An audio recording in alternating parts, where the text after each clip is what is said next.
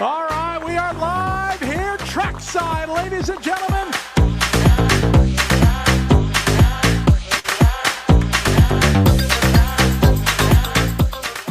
And we are off and rolling. Amen. Number 2 here at the 2025 IFMAR Two-Wheel Drive World Championships presented by Team Coyote. Brock Champlin, champion of the world. Yes, thank you.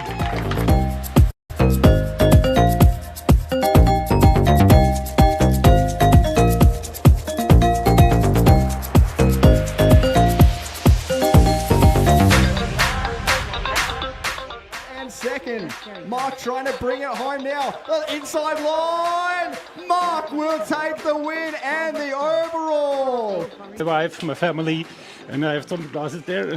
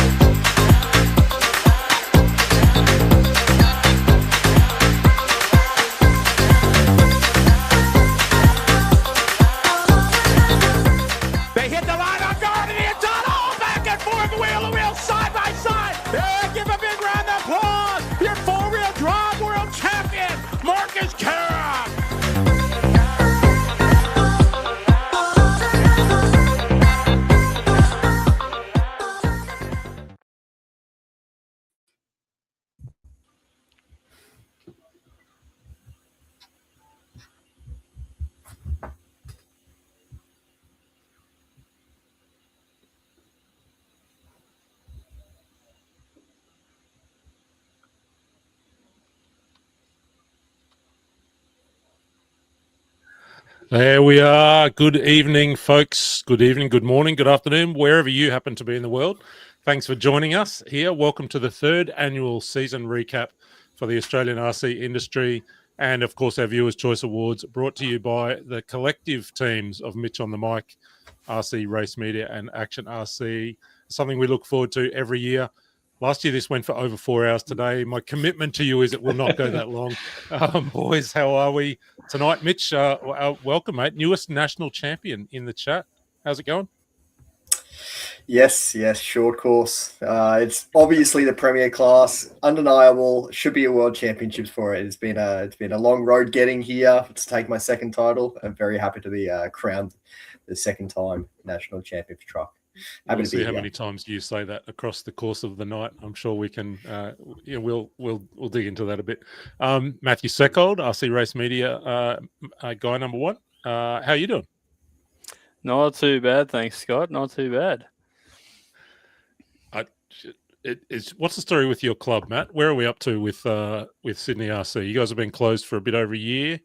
Did I hear some movement? It's technically not my club anymore. I am out and off the committee, but I can speak probably on behalf of the committee crew. And he's just popped up there now.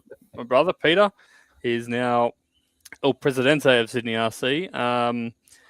Last I heard, they're going ahead with the master plan as intended. It's just a bit delayed, obviously, because, council. Anything dealing with council gets delayed. But yeah, there has been some positive updates. I actually just got a bit of an update today about some of the facilities, getting some info office for the new facilities. So basically, it looks like we're not getting back to that track as it is again. Okay. The master plan will go ahead as intended, and we'll get moved to the new area slightly down the towards the entrance of the park. So for all the Australian off-road guys out there, stay tuned, I guess, for more news from Sydney RC. Yep. And also just quickly, Mitch, I think you and Peter should have a bit of a short course duel to see who's the supreme short course driver. Two back to back. Don't start this already in the night. Oh, no. Pete's already started in the chat. He's going on sports ball. I almost beat him in his home track, so anywhere else he's got absolutely no chance. So no chance. Tony Firth, welcome to the show. How are you, sir? I am fantastic. It's been a pretty amazing year. I have a lot of pinch me moments. My home club, PDNR, have just wrapped up the year with the presentation last night. So I am signed off RC after this show tonight until 6th of January or something. A whole 2 weeks off RC. All right, I'm coming back to each of the three of you for your one moment of the year in a second. But before we do that, just want to let everybody know what we're up to tonight. Of course, we are thinking our way back through 2025, all the highlights from across the RC racing scene here in Australia and involving Australians. We're going to be joined by some very special guests to help us do that. Ari Barkla and Peter Cooper will join us to talk 10th Off-Road, and Peter particularly with a view to talking about the Worlds, one of the two World Championships hosted here in Australia this year.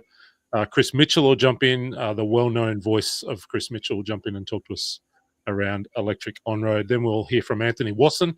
Anthony will jump in and we'll talk a little bit about 10th and 8th IC and GT on-road. Then the esteemed character, perhaps one of the biggest characters across the world of RC, certainly in Australia, Joel Power. He'll be on the show a little bit later as we dig into a little bit of 8th Off-Road. And then we'll wrap the night with Scotty Ernst helping us think internationally what's been happening beyond our shores. So that's where we're kind of heading through the night. Before we get to any of that, and I'm coming back to the boys in a second for their personal highlights of the year, just want to say what we say at the start of this show every year, which is a huge thank you and a huge kudos and congratulations. The clubs, the volunteers, the leaders, the track builders, the people in the industry here in Australia for all that you have done to put on an incredible year of racing. From the very highest of highs to the everyday club events that we all enjoy every time we can get there. So from the four of us, this is the way we start the show every year, which is a huge shout out to anyone who's dug or carried or counted or cooked or sold or promoted or organised or marshalled or volunteered in any way. Like a huge congrats and thank you from us to you. And then we secondly do like to just take the moment to say thank you to everyone who's shared their stories with us, whether that's been a microphone in your face at the end of a race somewhere across the country, on camera, off camera, in writing, whatever it is, chatting with us. We can't tell the stories we tell without you sharing your stories with us. So there are our two thank yous as we start the night. Boys, I'm going to come back to you for a quick personal highlight, and then we're going to get Ari in and get on with the show because I'm determined to keep us on time. So Mitch, let me come back to you. Mitch on the mic. You've been all over the country this year, driving the microphone as well as your short course truck. There you go. Stitch Up Central tonight. I think we've got. Mitch, give us. I know it's unfair, but give me one personal highlight from the year. Just being part of the media crew for the Worlds, having the opportunity to have a Worlds in Australia, I think that's a once in a lifetime thing. It's a once in a lifetime thing for a driver, but to be part of the team that sort of shows off what we have here in Australia, I think that is literally a once in a lifetime thing. So I was super proud to be a part of that, and yeah, incredible time. It was good, and we'll dig into that Worlds event for sure. Matt, how about for you? Is there a kind of a moment or two that stands out for you across the year? You've been everywhere as well. Yeah, it's been pretty crazy. I feel like we're going to get three of almost the same answer here because how often do you get to cover World Championships in your own backyard? I mean, it was just like a culmination of perfect storm of everything just lining up for us here, and we probably won't do something to that sort of scale ever again. We could do other big events, maybe even another 10 scale Worlds at some point, but having it 15 minutes down the road from my house where you can just kind of dream big and go a bit nuts with it, it's just not going to happen again. So for me, it's just getting the whole thing together and off the ground, but also pointing the camera at the world's best for that event is nothing will beat that for me. Yeah, capturing the moments. Yeah, for sure. There he is. Look at him. tried to Whose take car it is that? home. Is that whose car is that? Is that Kato's car? Yeah, that was That's Koki Kato's Cardo's car at Yeah. the presentation, and they had it rigged up with the radio with the gyro in it. So you didn't steer with the wheel; you just lent the radio from left to right, and the steering was proportional, so you could drive it Amazing. one-handed. We're playing with it a Amazing. bit at the banquet. I knew I should have come to that banquet. Tony, how about for you? What's without giving exactly the same answer, is there a moment? Is there a moment within a moment? What's a highlight from the year? No, I don't think I can get a different answer. I think it is. It's the worlds that we've been working towards for so long to then get there and and deliver it and pull it off and have the team come together. And it was that long-term project working with yourself and Mitch over so many events. The connection and relationship that we'd got over the last couple of years is what came together, I think, and made the world's coverage and broadcast what it was. But just the event, just to be part of it. The Hills Club, what they delivered, it was just really amazing to be part of that event. Yeah, for sure. For me, look, because I'm hosting the show, I'm gonna cheat and give you two. One is that from the Worlds, the where were we when this happened? This was in Manila, wasn't it? The Manila. driver's introduction for four-wheel drive will stay with me for a long time as a moment within a moment within that event. That the crowd was buzzing, the high fives, the drivers were a bit unsure what we were doing, but then really warmed up. That was phenomenal.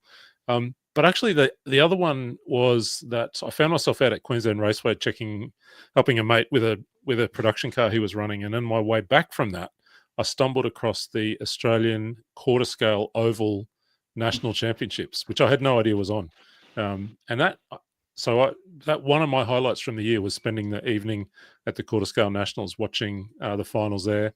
I got in a queue to drive a sprint car, and the guy before me in the queue broke it, and so I didn't get to do any laps. So I was so close to a personal highlight of driving a quarter scale sprint car, but I'll have to try and get back out there some other time next year. Folks, wherever you're watching from, we want to invite you to be a part of the show tonight. So you've already seen some comments popping up. Mitch is in charge of that, so Mitch is keeping an eye on the comments, and he'll pop comments through and he'll interrupt me because I'm not looking at the screen all that much. And if there's questions, comments, funny stories, whatever you want to put in the chat. So if you want to jump in there and tell us who's watching where you're from, do that now. But then as we go through the night, we absolutely want to encourage you to be a part of what's happening here. We do need to, thank you, Lou. I'm not sure which one of us is which, but there you go. We do need to let you know that Mitch has to go early because his boss is a very hard man and is forcing him to be at work at 4 o'clock tomorrow morning. So we'll have to farewell Mitch a little bit later on, unless we get a text, Dom, saying he can start late tomorrow, if you happen to be watching. All right, that's enough of that. That's our introduction. So that's where we're going. We're going to start with 10 Scale Off-Road, and we're going to welcome our first special guest into the studio. I think he's here somewhere, so we'll bring him on the screen. And here he is, Mr. Ari Bakala. Ari, welcome to the 2025 season recap. How are you doing? Thank you, gents. I'm doing very well. I hope you guys are too. We're all right, mate. It's been a big year, and we're going to talk about all things 10 Scale Off-Road with you, and we're going to get your reflections on a whole bunch of stuff. But before we get into the broader question of 10 Scale Off-Road, tell me about 2025 for you personally. What's your racing? I mean, it's pretty much been all around the world, right? Is that how it's been for you? Yeah. I think the last 18 months has been all about that one weekend. It was pretty much all 10 scale. I did a couple of 8 scale races. No on road, focused solely on off road. Yeah. Which, right or wrong, I don't know. We did what we did. It was good. It's been a great year. Always is, mate. When you're racing RC cars, it's always good. When was the last time you would have spent a whole season focused pretty much on one category? That's been a while, right? It's been a long time. Yeah, look, never. I don't think I ever have. When I guess sort of early 2000s, where sort of off-road died off a little bit and on-road sort of took over in terms of the competition side of things. Yeah. Not that I focused on that, but that's, we traveled where the competition was. So yeah. Yeah. Very good. Well, a little bit later, we'll get Peter Cooper in to join us, and we'll talk about the organisational side of the worlds. But good luck with that. Yeah. No, he's here. He's in the studio. We'll bring him in a little bit. Mate, just so reflect for me on the year, and maybe it is, let's start with the Worlds, and from a competitor point of view, from your own involvement, from your own preparation, and thinking about maybe what some of the Australian guys did or didn't do over that week. But just, give me some reflections on the World Championships as we see your 8-scale X-ray machine there on screen. But so reflect for me on the Worlds. Look, obviously it's a once in a lifetime for most of us to have a home Worlds in your own country, let alone, I'll say my home club. I've been racing for 36 years and never had that even remotely. Oh, hang on a minute. What's going on there? What's going on the screen there, Ari? That's my canoe. Sorry, keep going. Yeah. I've been racing for 36 years, and I missed out on the 89 Worlds at St Ives. I started racing 2 weeks after that race meeting, and never ever thought I'd have that sort of opportunity so close to home. So that alone was something special for me, and I'm sure anybody, even if Hills isn't their home track, it's still in your home country, and it holds a special place. In terms of preparation, I think probably we prepared too much. We left no stone unturned. When I say I was at the track probably twice a week, it's not an exaggeration. And we did so much testing where we were testing the same thing over and over and over again just to make sure. So we probably went a little bit too far there, and I'm going to say we were too confident once the actual World started, if that's even possible. Too confident in the sense of the preparation that you'd done, and you had a path that you wanted to follow. I knew exactly what I was going to do at 9 a.m. in the morning, and the next run, and the run after that, and the run after that, and none of that went to plan for Tour Drive.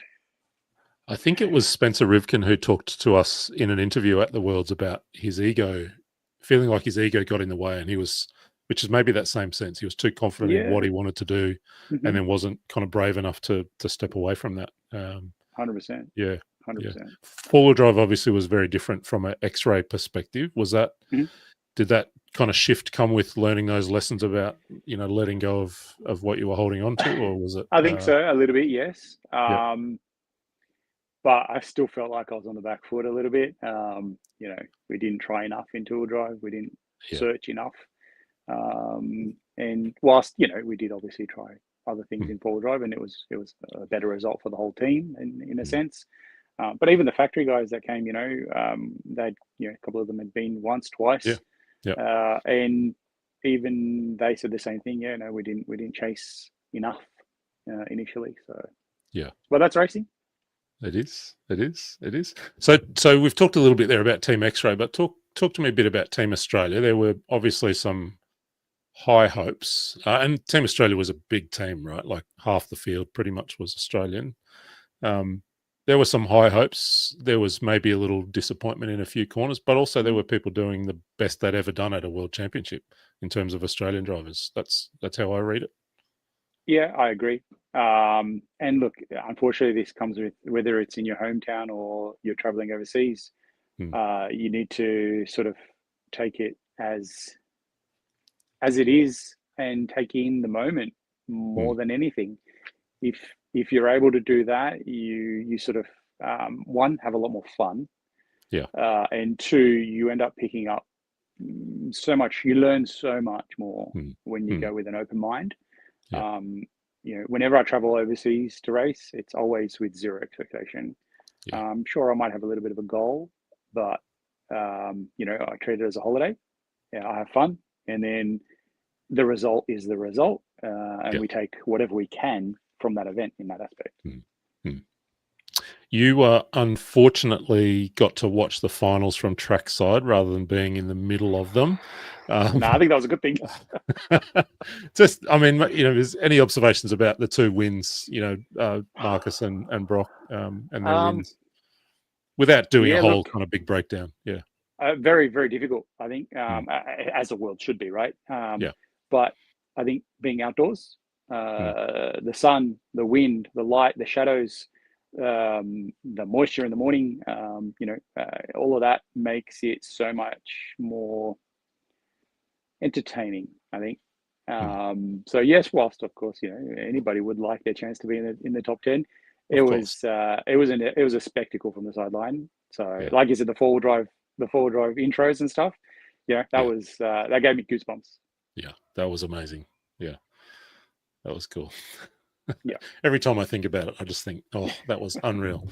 The other thing I was thinking about, folks, if you're just joining us, we're chatting with Ari Buckler. We're reflecting on the 10-scale off-road scene here in Australia over 2025. We're just talking about the Worlds at the moment.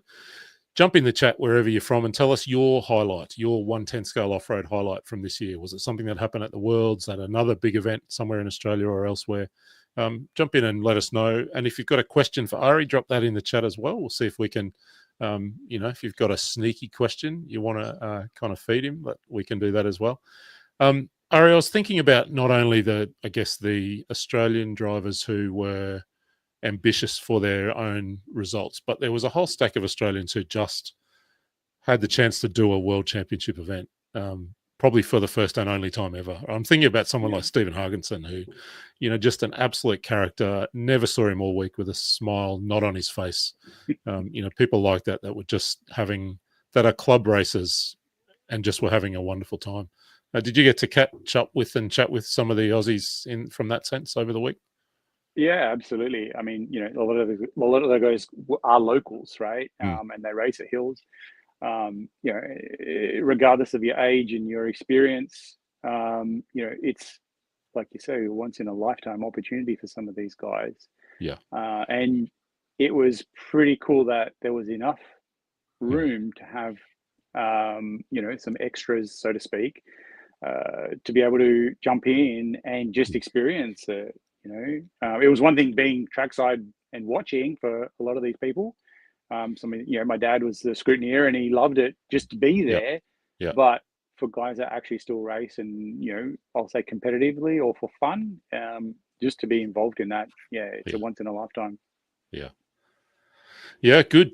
Let's we'll come back to the Worlds when we've got Peter in and talk a little bit more about it, but let's think about some other bits and pieces from around the country. Are there a couple of races that this year in Australia are in the 10-scale scene that you were either at that you want to kind of share about, or that you were I'm thinking about the first ever nationals on AstroTurf, for example. That's a pretty significant moment in the sport in Australia. Yes. You're not that keen about that. Is that what you're saying? No, I'm not all for that. Yeah, it's a good thing. It's a positive, I guess. Overseas there is a lot of Astro in Europe and stuff like that. But personally, for me, I race on dirt. Your team dirt.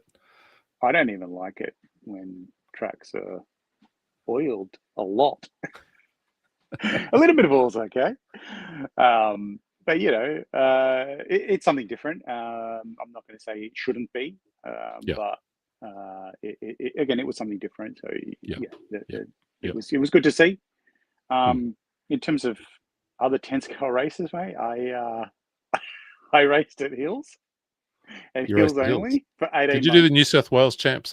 Was that at Orange? Was it New South Wales champs, or was that was after? Yeah, so that was after the World. So I actually totally forgot about that race. Yeah, I won 2 classes, I think. That's the one where the front end was falling off your car that we just saw a photo of 10 minutes ago. That was actually a really difficult track because it's predominantly an 8-scale track. And they do race 1/10 on there. And it was great. It was something different. It was oiled. It had a lot of grip. But it was actually really, really challenging in the aspect where, because the cars are going so fast, because it's such a large track, it makes it quite difficult to put a clean lap and a clean 5 minutes in. There was at least one crash in every 5-minute run. So, and some bigger than others, as you saw. There's actually quite a lot of AstroTurf on that track too, isn't there? Isn't it sort of like a 60-40 split dirt to turf? So yeah, probably. And funnily enough, the Astro had less grip than the dirt did. I think the Astro had a little bit of I know, right? It shouldn't be like that. But the Astro, if you had sort of, you'd think you'd be able to run old tires, worn tires, and it's high grip oil. As soon as you hit the Astro, if you had worn tires, you couldn't get around. So it was very challenging and a really good race. It was good to sort of get a sanctioned race meeting to a country club that don't quote me on this, but 15 members maybe. It's not a large club. They're a very small club, and it was really good to. It was actually really good to just go and unwind. I wasn't actually going to go. Ben Cribben and the boys convinced me to go. They said, we're not going to change our cars. We're running our World's cars. We're running our World settings. And we're just going to run our World's tires and have a weekend away with the boys. So it was good fun. And you've added 2 more to your incredible list of state championship races. While we're just talking about, just to wind back for a second to talk about the 10 Scale Nationals, it is worth just making a couple of comments about that. From my point of view, there's a couple of really interesting things to note. Anthony Caccini winning in the junior class, always good to keep an eye on some of the up-and-coming emerging talent around the country. Reece Marshall, I think, prepped for this event just about as well, Ari, as you did for the Worlds. And so for Reece to win that two-wheel drive stock national champs on home soil, that's pretty cool. And also on two-wheel drive day, Lockie Donnelly, who's been so much the dominant figure this year, getting down on AstroTurf and, knocking off the South Australian guys who know that place well for a well-deserved, I think his first two-wheel mod national champs, because I've got a feeling Spencer won that when they went head-to-head last year. I could be wrong about that. But good. So that's two-wheel drive day. And then it was rain affected. So we can all remember the story of they got a couple of rounds into qualifying, rain, etc., and had to push the finals to the next day. Some of the drivers had to leave and weren't able to be there for finals. We then ended up with Braden Miller taking the win in four-wheel stock ahead of William Johnson, a really young, fast talent from Brisbane who I think is now moving to modified. I think he finished second in junior, second in four-wheel drive, and he's off to mod. He's ready to go. He'll be one to watch next year. And then Damon Davis-Perry winning four-wheel drive. Big win for Damon. Cool to see him. Yeah, that's a first national titles, Ari, do I remember that right? Yep, I think so. In off-road? Yeah. Yep. And then just to finish that story off, then on the Sunday or the final day, somebody called Mitchell Pratt won stadium truck. No, short course truck. Jaden Edmonds winning stadium truck. His first, I think, national championship win. And there was a small vintage class, demo class as well, with Jason Connor getting the win there. And that's the track on screen. Ari's just been talking there about dirt versus treated dirt versus Astro, but the scene is definitely changing around the country. Ari, the other question I want to ask you was, how much attention did you pay to the Vintage Bash? And when might we see you at one of those vintage races now that the Worlds is kind of wrapped up and you're free to do some other things? My Masavi RC10 is just literally sitting over there. Believe it or not, my warm-up for the Worlds was the vintage race at St. Ives. Okay. On Astro/Car, on Astro, mind you. Yeah. So look, I'm all for that. I love it. I followed it. One of the biggest race events in Australia in terms of numbers. Yeah. And what I absolutely love about vintage racing and the people involved in it, it's all about fun. It brings back the nostalgia. It brings back the fun element. And I sure hope it stays that way. It's really what is needed for our hobby, to be honest. I firmly believe it. For those that don't know, I run a hobby shop and we sell hundreds of vintage cars. It's insane. And it's not just for people, old guys like me who used to race them and want to revisit that. There's guys that are, starting out in the hobby and they're buying vintage cars and they're going there because they can see how much fun people are having. So it's really good. Yeah, and certainly in terms of the bash, you know, while ever the crew that run that have their hands on that event, it will not change, because that's a firm commitment. Even when we were getting set to go down and cover it, they kept saying to us, we don't want you to cover this like a normal race meeting. You know, we want some on track stuff, but we just want you to capture stories. And it was quite the learning experience, the learning curve for all of us. And the highlight, one of the highlights actually, that replica 1989 two-wheel drive A final that they, you know, building 10 replica cars to rerun. That you should have been there, Ari. You should have been there driving one of those cars. I was too tired after the Worlds. I wasn't going anywhere. It was like 4 weeks. But look, I missed out. They do such a good job, super professional. And it shows, you know, because they're getting guys from international, you know, overseas coming and racing. And it's, whilst it has that prestige, again, it's still just about fun. So it's really good. 483 entries. Yeah. Sorry, you go, Matt. Oh, just say it was definitely a big learning curve for us doing the media there. It was a complete rethink about how we cover an event. But at the same time, it was so unbelievably cool. Not even just that reenactment race, but just the displays in the pits, the banter in the pits. Like the guys were bringing 50 cars each to show and talk about. May or may, if we do get the gig again next year, I may or may not have a car line in mind to bring along and have a burn myself. So all right, we'll see how that goes. It's good. I volunteer to drive the camera while you're driving the car. Nobody will get seasick. It won't happen. No. I am qualified. The other way around. Yeah. It's been a big year for 10 scale off-road. Obviously, the Worlds, you know, took a lot of the focus of the year. There were some of those other state, you know, the state champs in Victoria out at Mildura. I think it was Jack McMillan from South Australia that might have swept that one, if I'm remembering that right. New South Wales champs at Orange, we talked about. South Australian champs opened the year on Astro in Adelaide, and I guess bookended the year in the sense of the Nationals back there at the end of the year. Queensland champs were up in Toowoomba on a really slippery, slidey, rough, properly old school dirt track that, you know, really kind of pushed some people. And the highlight of that race meeting, the Queensland champs, John Perkins, taking his first ever Queensland championship, having been racing since sometime in the mid-1980s. So that just about everyone who has ever known John was really chuffed for him to get a state championship win under his belt. As we get towards the end of the year, and in a minute we can do some awards, Ari, we're going to get you to hang out with us while we do those awards. But I did want to just check what you know about who in Australia might be on the move in terms of teams and drivers. We've seen some announcements from some drivers, not least Chris Sturdy, Jared Ment, Peter Seckold, kind of those three at least I've seen on the move. Are there others that you know about, Ari, that are likely to be on the move for next year? Without spilling other people's news, I guess. No, to be honest, that's okay. I don't pay too much attention to that sort of stuff. No, yeah.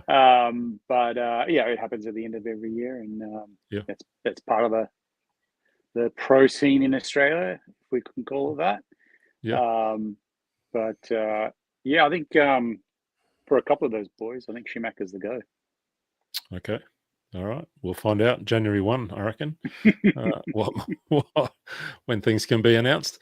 Let's get to our award. Oh, before we get to the awards, Mitch or Matt, any questions or comments or things for Ari while we've got him?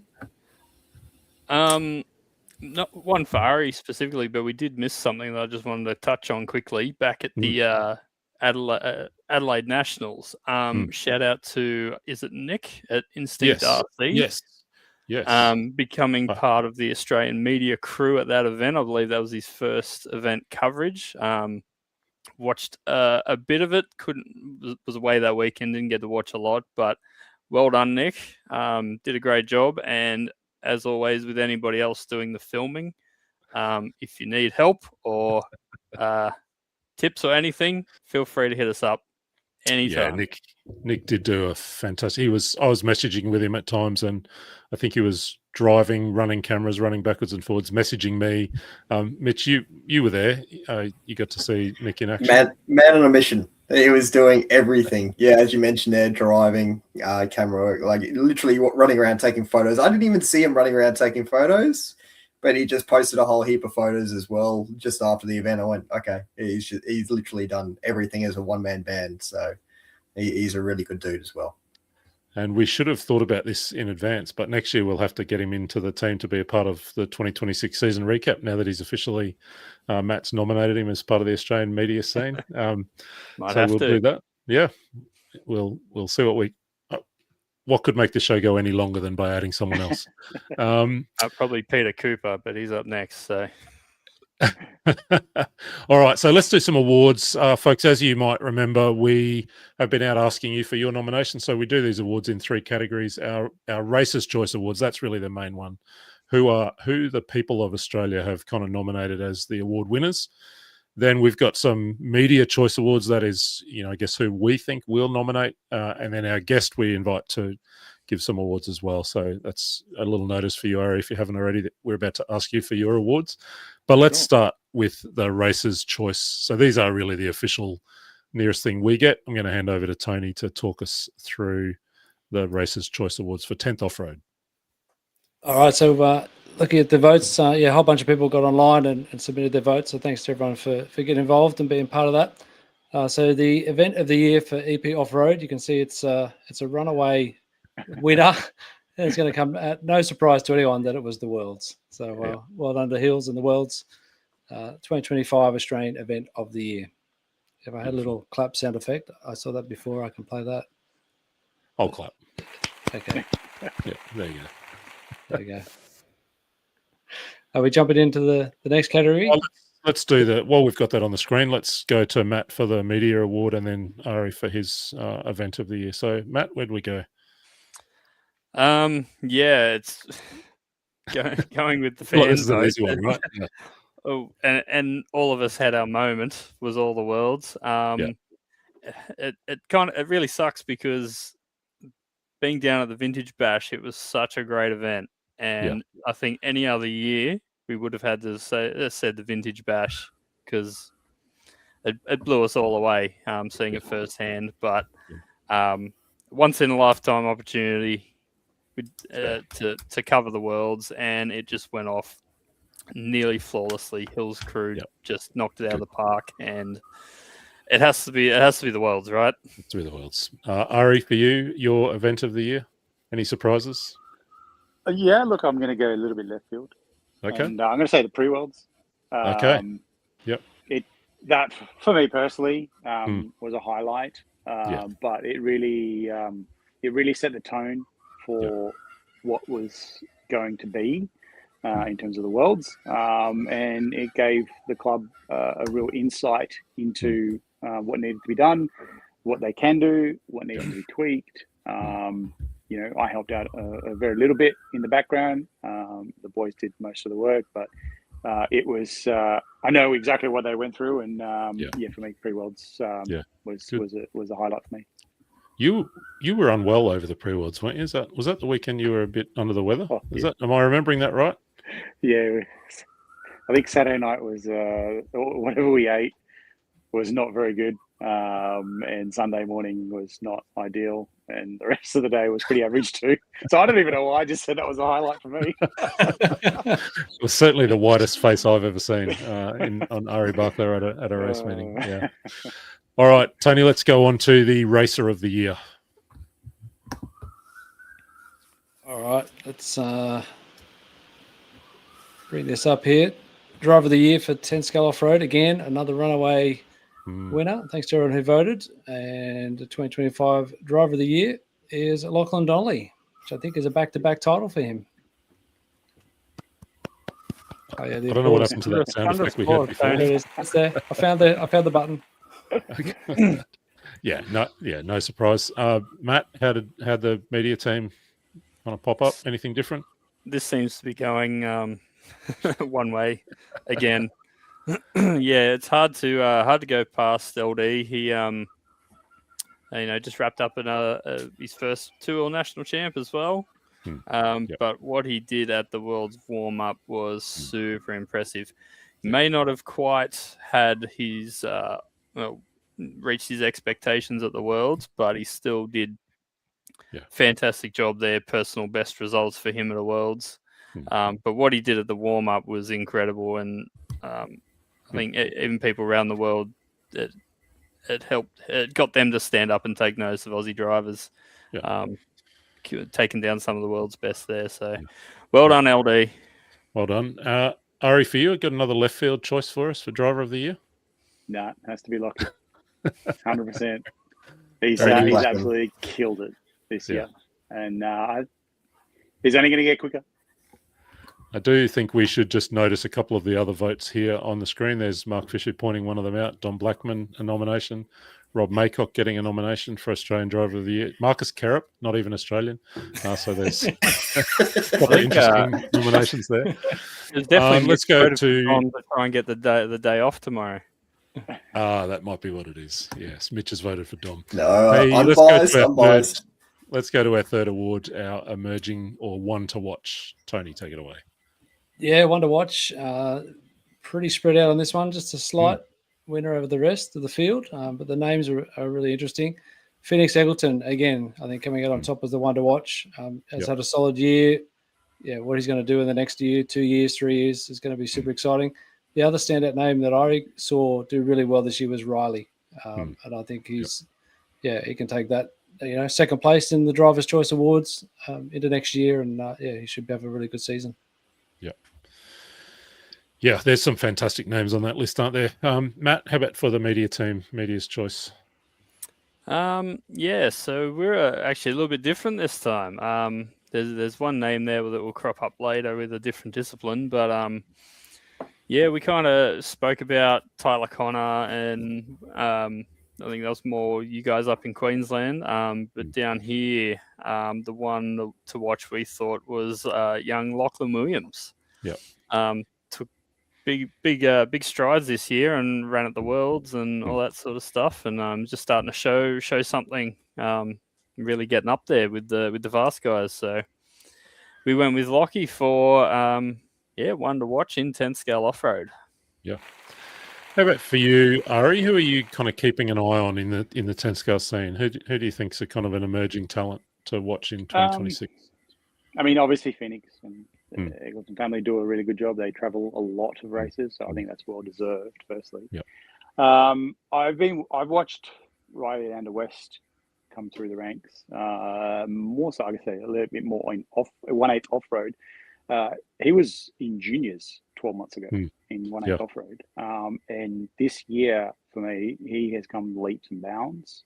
He's, I guess, really matured as a young kid.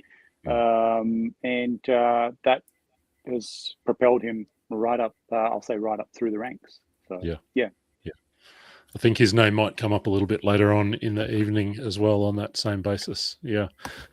So that's our awards for 10 scale off-road. And look, what do you know? We are actually right on time. Ari, just before we bring Peter in to talk a little bit more about the Worlds, just casting our mind forward to 2026.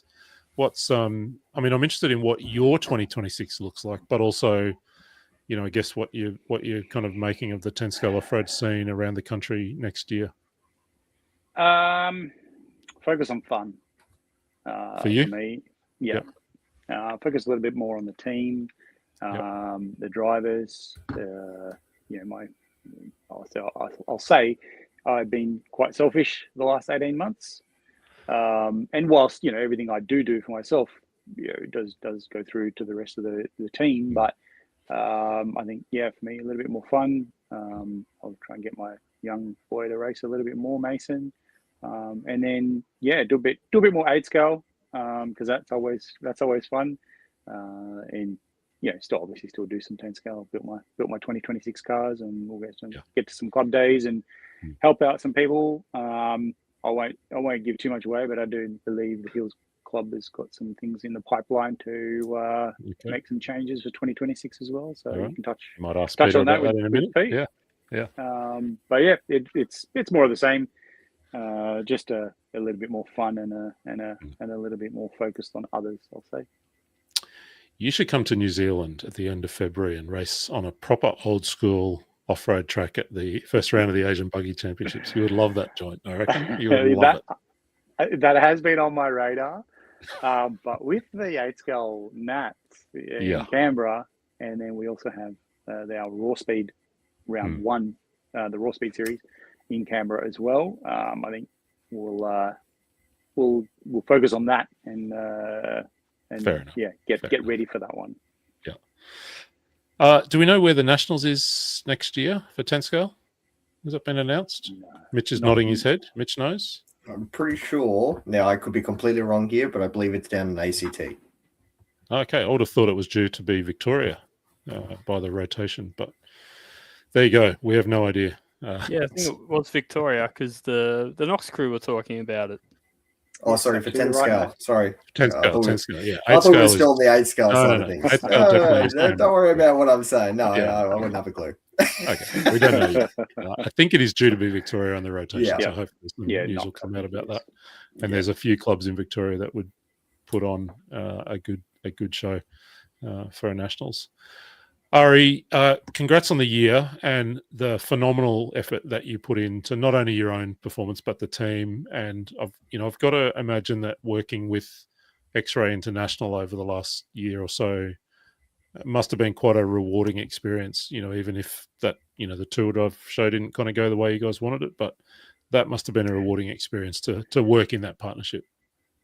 Yeah, look, obviously, just like anything, you build that business relationship, you build friendships, contacts, and all the rest of it. Which is such a positive thing for business and personal as well. We do this for personal reasons, and it's all about that sort of camaraderie and fun, and obviously the performance aspect as well. But it's all very good. Yeah, very positive. Yeah, beautiful. Thank you so much for being with us. You're welcome to stick around. We're going to bring Peter Cooper in a minute, but if you need to go, you feel free to go. Thank you, gents. But thank you so much for joining us. Congrats on the year, and thank you not only for what you do on the track, but for all that you continue to contribute to the scene and the industry, supporting events, running the retail business, all that you do. You're a big part of how this industry works in Australia, and so we just want to say thank you for all of that as well. No problem at all. Thank you, mate. I love it. Still love it. And we'll continue to do so. Don't we all? And that's why we're sitting around here on a Wednesday night talking about this.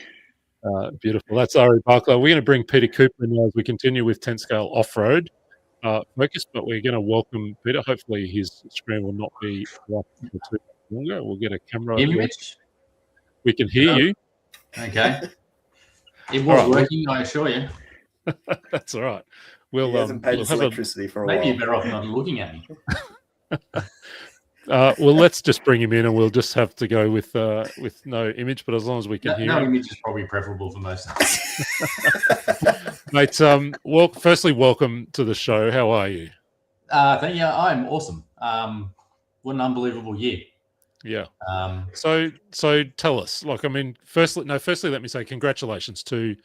I know it's not just you. There's a whole team that worked so hard for a couple of years, and then that enormous volunteer team that worked across the pre-worlds and the worlds. But congratulations on pulling off what was a really special kind of event.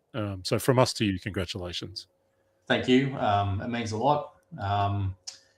It was pretty scary actually. Prior to taking this on, we hadn't even held a nationals. Is that right? Most people don't know. Ben Pribben, probably the main instigator of this. Yep. I definitely didn't want to do it in the beginning, but I couldn't be happier that we did. Yeah. And as you said, it was just a massive team effort. There were so many people who stepped up. Definitely wasn't just me. There were so many people behind the scenes and so many volunteers. Even the guys in the scrutineering and the tire impound, everyone did an impeccable job. And probably the biggest accolade for me was Jason Rona saying it's the best RC event he has ever been to. Wow. So he's been around. Probably a guy hard pressed to be to more events than what he has. He knows a few things, that guy. So that was probably the biggest thing for me. So that was pretty awesome. Peter, I'm curious to know whether what happened at the Worlds lived up to the vision that your team had for the event, or did it surpass it? Obviously you had a vision of what you were wanting to deliver. Is what happened to that vision, or did it somehow become even more? For me, it surpassed it. Ben and Scott are going to laugh at me, but we didn't have any problems. The there was problems in the background, right? And Sure. Ben and Scott were freaking out at times, like you can't imagine. And I don't know that anyone saw it, but the event went without an issue. Anybody who was there, any competitors, they didn't see any issues. It was awesome. And I didn't think we'd get through the event without an issue. It's pretty rare that you'll get through anything that goes for 8 days, this size, with that many people involved, that you don't actually have an issue. So, I was stoked. And you organised the weather. I mean, the weather was about as good as you could. Yeah, I had to pay extra for that. In a row. Yeah, I had to pay extra for that, but it worked out unbelievably well. It was a little bit hotter than expected, which is, I think, what really played with the track more than. There was a night where I don't think it dipped below 17 degrees overnight, and I pumped so much water into the track. The next day it was bone dry, and that was probably one of the things that really screwed the X-ray drivers. So I hurt my own team. I think I remember coming in on four-wheel drive finals day and saying to you, the track just looks dry, and you said to me, we put all of the water in that we always do, but the temperature, I remember you saying to me, it was 5 degrees warmer overnight that last night than any other night. And that's the vagaries of outdoor racing, right? Like, you can't, that is how the weather is. Yeah. And one thing that for me was awesome, like, honestly, I really was hoping that, like, Lachlan Donnelly was obviously our strongest hope. I was really hoping that he could bring something special and make the A. Winning was going to be a big task, but if anyone out of Australia is going to do it, it was going to be Lachlan. But the fact that he didn't make it up there, and I put it down to the track conditions. So at least we put on an event that was fair for everyone. No one could ever say that it favoured anybody. It was a different track for everyone. It made it a fair and a great event. Yeah.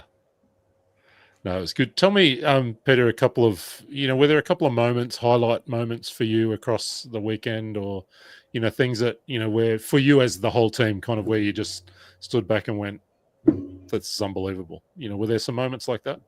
Probably the start of the finals, especially. So two-wheel drive was a little bit quieter because it was during the week, but when we got to the four-wheel drive finals on the weekend, I sat over to the side of the driver's stand. I looked around at how many people were there, people who had travelled internationally, interstate, just to come and watch. And that was phenomenal. I know I've been to other worlds. When we went to Phoenix, there was no spectators outside of the track itself. But Australians embrace this. They get on board. They love the sport. And it's having all those people involved that creates the atmosphere and makes it not just a great event, but it makes it special for all the competitors as well. So for me, that was really good to stand back and watch.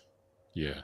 It's a pinch me moment, isn't it? When all of that hard work and all of a sudden the hooter goes and A1 is underway. And as we're seeing it on the screen there, this is the drivers' introductions before the second four-wheel drive A final, and look at that grandstand just kind of heaving.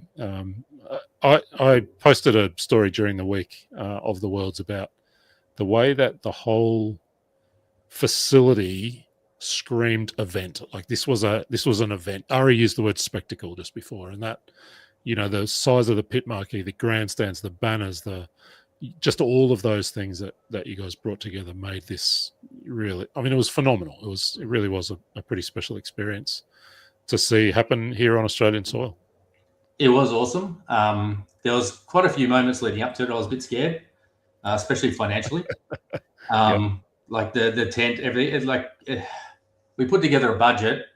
We blew out the budget by 25 grand. So the club is in the hole by 25 grand at the end of the meeting. I thought a lot of that money was going to come out of my own pocket. Thankfully, the club had enough money in the bank to squeeze through. But it's one thing that I think IFMAR needs to take notice of, is how expensive these events are to run. And I don't know what the answer is, but it's going to be hard. Like, if you go back to Phoenix, I'm sure that Hobby Action lost a truckload of money at that event. And it's something that IFMAR needs to look at and work out a way how, I don't know what the answer is, but somehow to help the clubs financially take on these events. Yeah, to be sustainable for the event and the club and so on. Mate, just keeping on the time here, but tell me a little bit about what the support of the industry in Australia, by which I mean the businesses, but also other clubs and volunteers and, people that kind of came along and either encouraged or helped or chipped in money, or, what is the support of the broader RC community in Australia meant to you guys? Massive. The money that we raise, which and mostly through Scott Hill. Scott Hill was the man in charge of getting sponsorship on board, and he's like a dog with a bone. Campbelltown Hobbies, in particular for Australia, put in for a small local business, put in a huge amount of money that I didn't dream they would put in.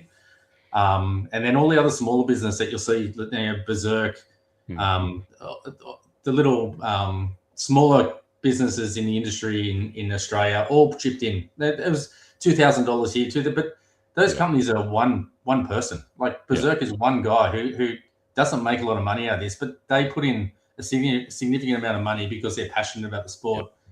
And it's the passion in Australia that makes our sport so awesome. And hugely thankful to, especially Coyote, they came in and saved our ass at the end. It was going to be a lot more than $25,000 we're going to lose without them. JC, Campbelltown, then all the other people. It was just massive. And even to get so many people on board who are prepared to put their money where their mouth is, it's what made the event. Like, yes, we get all the people there, but without the money, we don't have the tent, we don't have the grandstands, and the event just doesn't happen. So massive thank you to all our sponsors. I can't thank them enough. Yeah, that's a good shout out. I got two more questions for you. One is, what did you learn? So going. I mean, that seems like a horrible question. You probably learned a million things, but there are a couple of things that kind of stand out as lessons learned through the experience of putting this event together. I learned that I wanted to do it again.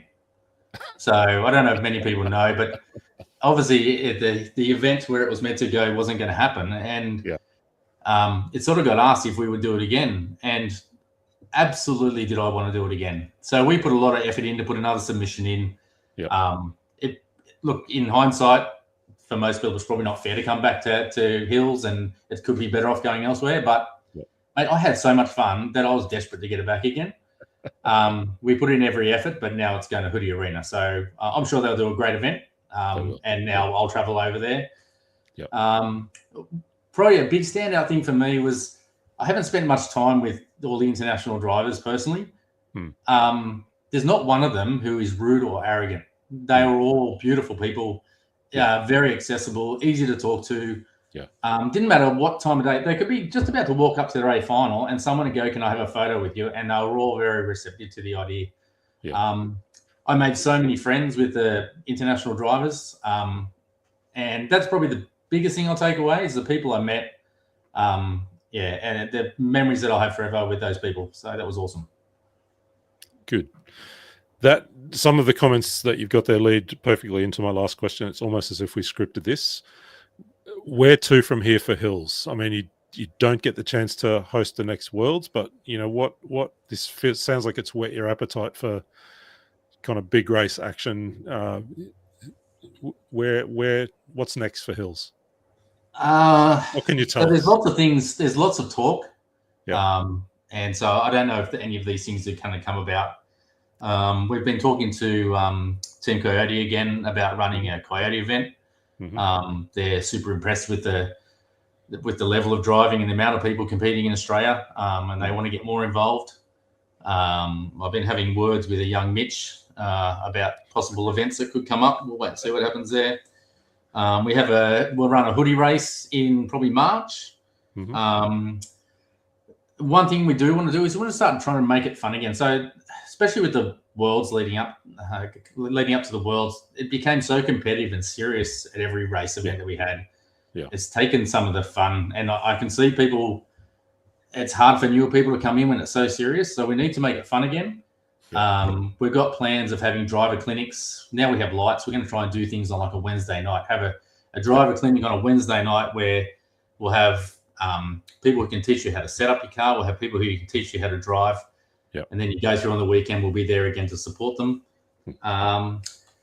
There is potential of a FemCar event, which will draw international drivers back again. I don't know if I've spoken to anyone on my committee about this yet, but I have been. Tell them now. That's fine.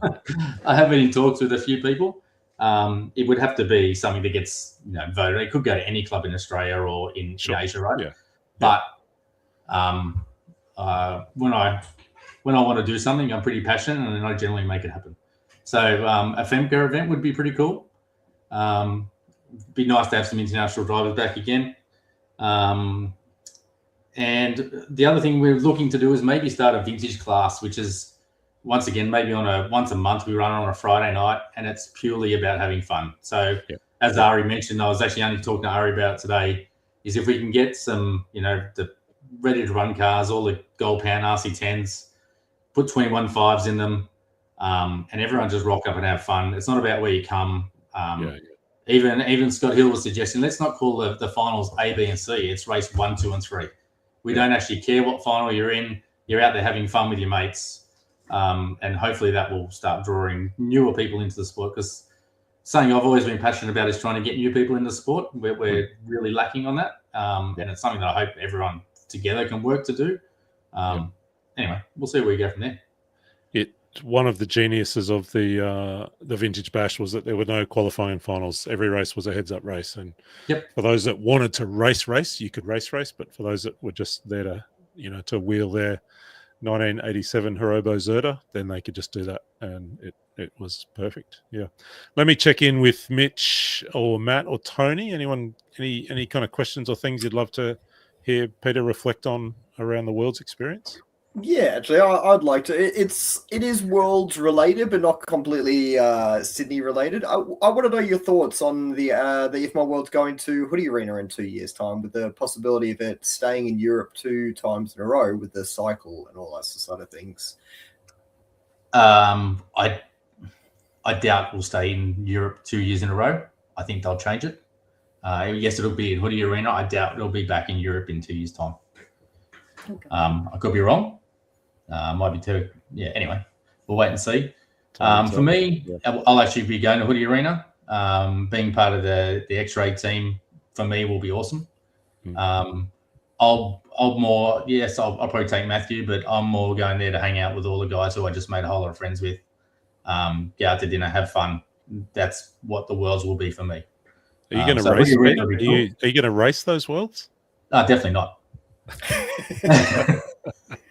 Even there's I think I might be going over to Texas for the 8-scale Worlds, and purely I'm just going to hang out with mates. I just want to go over there and have fun. I think there's a few of us in this conversation that would dearly love to be at the 8-scale Worlds later this year. We're going to have to try and find some money and find some opportunities to kind of be over there. It would be pretty amazing.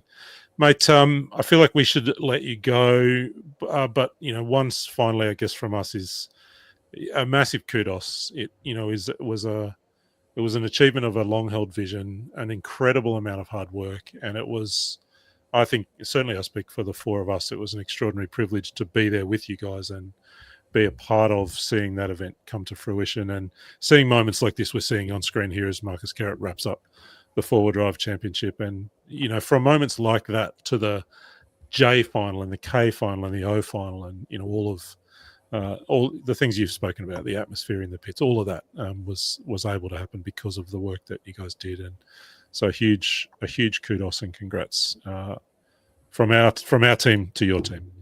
And massive thank you to you guys, because we wouldn't have this vision to remember it by without you guys. Excuse me.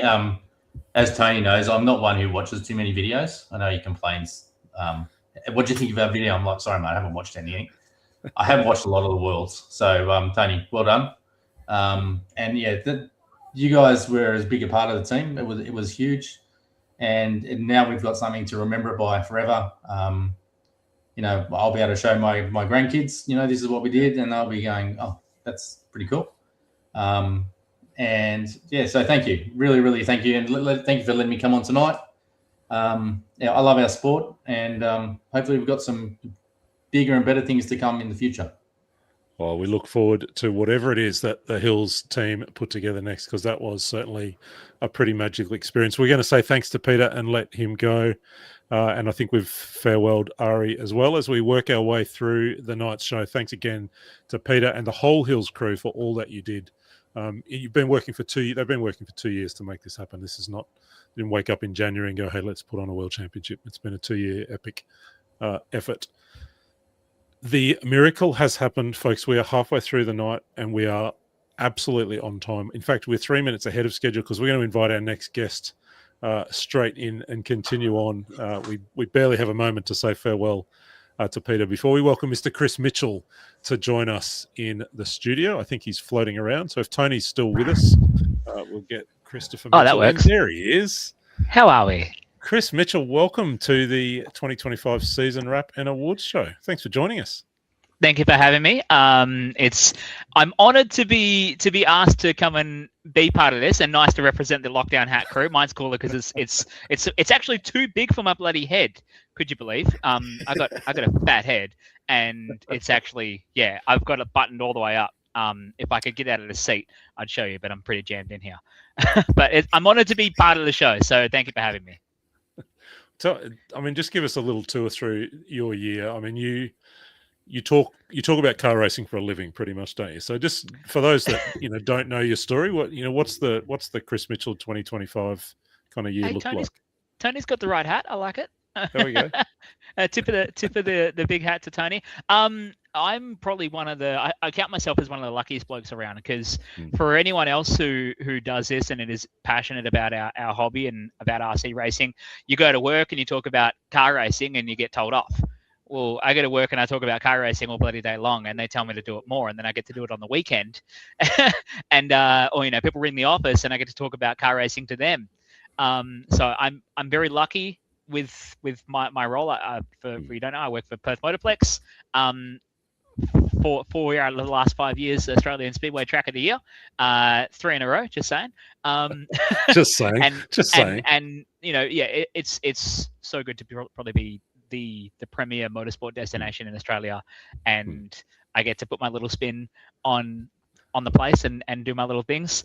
So my year as far as RC car racing is actually very limited, because there's not much that I get to do, but I take the opportunities I can, although I say that I'm semi-retired part-time, because I don't get to do a whole bunch. But I did get to do a little bit of club racing at my home track, West Coast Model RC, which was then ultimately the host of the Australian Championship just in the later part of this year. And I got to come and join you fine gentlemen over at Penrith for the Winter Champs, which is becoming one of my favourite weekends of the year, because it's just a fantastic opportunity to fully immerse myself in RC racing and feel like I'm a semi-pro again, which is awesome. We'll come back to that. I'll ask you about those. But so with Chris here, we're talking now, folks, for the next 20 minutes, half hour or so, about the world of electric on-road, predominantly 10th touring, Formula One, Twasco, all of that good stuff. Hey, the Premier class. You missed the Premier class. Front-wheel drive. Front-wheel drive. I want to ask you about that. I do want to ask you about that. But for before we kind of dive into some specifics, and we'll talk Winter Champs, we'll talk Nationals, of course, but just, from what you are seeing and from, what involvement you have had the chance to be, give us a bit of a sense of where we think the year's been for electric on-road, and some highlights. What are your kind of opening thoughts here? Oh, look, I love to be the guy who's the most positive person in the room, but I think this year has definitely been a year where 10th electric on-road has taken a backseat at its own cost, because of the popularity of electric off-road, and that's always going to happen with the home worlds. In that we saw that happen back in 2018, and in fact the 3-year lead up to 2018 with the Nitro off-road worlds here in Perth, in what was actually my backyard, that everything else took a big backseat. EP on-road, EP off-road racing, even people racing at their own clubs, everything fell off because people were pouring all of their money and resources into going and trying to make the worlds and attend the worlds. So electric on-road definitely has taken a backseat, but I think it's still really strong, and the numbers are the proof of that. I mean, you go to a state championship anywhere in Australia, you go to the Queensland's, New South Wales Vics, and you're pushing well over 100 entries, and the schedule's full. We're not sitting around twiddling our thumbs all day. Everyone's thrashing on cars, everyone's wrenching, and everyone's working to make the cars even better than they already are, which is the fun part about on-road, because the cars now are insane. The speeds that even the 21.5 stock class are pulling is crazy fast. I made the mental note recently at the national title that the track record set when the track, the bitumen was fresh. At the last Nationals, but in modified, it was set by Ryan Maker back in 2017, was a 15.5, I think. Okay. In modified. Yep. The quickest lap of the weekend at the Nationals just gone. Now the track and the bitumen has aged another 8 years, and it is definitely not nice out there. It's a 15.6 in 13.5. So that gives you the example of how much quicker the cars are going just in that short space of time. You're talking one cycle of Nationals. Yeah. And it's probably a negative thing. And a couple of my friends in the cohort of EP on-road around Australia may or may not agree. It's probably getting a little bit out of control. And the cost overruns, but the speed in which the cars are going and the popularity of the classes is great. And what we're seeing out of that is we're seeing that fun classes are coming to the front a little bit as such. Front-wheel drive. Front-wheel drive. Which I'm really excited about. Come on, tell me about front-wheel drive. We saw you at the Winter Champs. I think you ran front-wheel drive at the Nationals as well. I've not had a chance yet to drive a front-wheel drive. What are they like? What do you love about it? And are you ever going to catch John Puce? Well, I did catch John Puce at the Nationals, and then I promptly took him out at turn 2. You did do that a bit, the first day final, and then I took out Tim Boundy in the same process after going to the back and then getting back to the front. But so front wheel drive, if you've never watched it, there's some great footage here from us racing fronties at the Winter Champs. It is so much fun, and there's a big reason why it is now the most popular class at the Euro Touring Series. They just sold out 150 entries at ETS Dawn indoors on black carpet. They have 150 front-wheel drives. That is just insane. That's a control or handout motor and speedy, is it? At ETS it is. It's the Hobbywings. I think it's a 17.5 combo. In Australia, we run slightly different rules, so we use the Just Stock 13.5 combo. Yep. And many tracks are going now with a fixed gearing option. So all the cars are identical speed. This is video footage here. John Puce has already buggered off, so forget about him. But here you see, there's Pusey, forget about him. There's myself, Camo Kendall, Vinny Chu, and we're battling. The cars are glued together down the straight, so no one can have a speed advantage. If you make a mistake in the corner, you're going to get punished because then you struggle to get back on power and you're buzzing off the front tires like your mates in your Honda Civics at 17 years old with your P-plates. It's just so much fun. And it's actually it's kind of dumbed down an overcomplicated form of racing. Touring car now. I must be getting old because I'm whinging a lot. Either that or I'm turning British. Sorry if there's any Poms that get offended by that. But touring car racing is getting so complex, and you're chasing so many of the little 1%ers now. It's so refreshing to go pick up a class that you can just kind of warm the tires, stick it on the racetrack, and forget about all of that. You control tire, control motor, bodies that look fun. The cars still handle great. My front wheel drive's got more steering than my touring car. I still can't figure out why, but it's got more steering than my bloody touring car. So they're mad fun. And the proof was in that I started trying to promote that as a class here in Perth with the local club races. And I started just handing my radio around to people saying, hey, you have a drive, but like Oprah. And everyone started having a steer and they do 5 laps and they go, oh my God, this is awesome. And now they're starting to buy cars and we're building it up as a class. It was really rewarding to put it to the club to run as a possibility as a demo class because F1 probably wasn't going to get the entries, and they allowed that to happen, which was really cool. So if you're into on-road or you want to get into on-road and you haven't tried front-wheel drive yet and you think it's dumb because it's front-wheel drive and it's the antonym of a fun driving experience, I just bought a rear-wheel drive 2-door coupe. That's my daily driver. Front-wheel drive RC is still the most fun. Tony Perth, you need to say something here, don't you? Yes, I brought myself back into the chat. I am one of the converted to front-wheel drive. I got nagged by my good mate Chris Stanley for many, many months to get into front-wheel drive, and we went and did the indoor race at Canberra. ACT Club put on an indoor race. Most fun race I think I've ever had. We rocked up late after getting dinner, practiced, it was indoors. It was epic.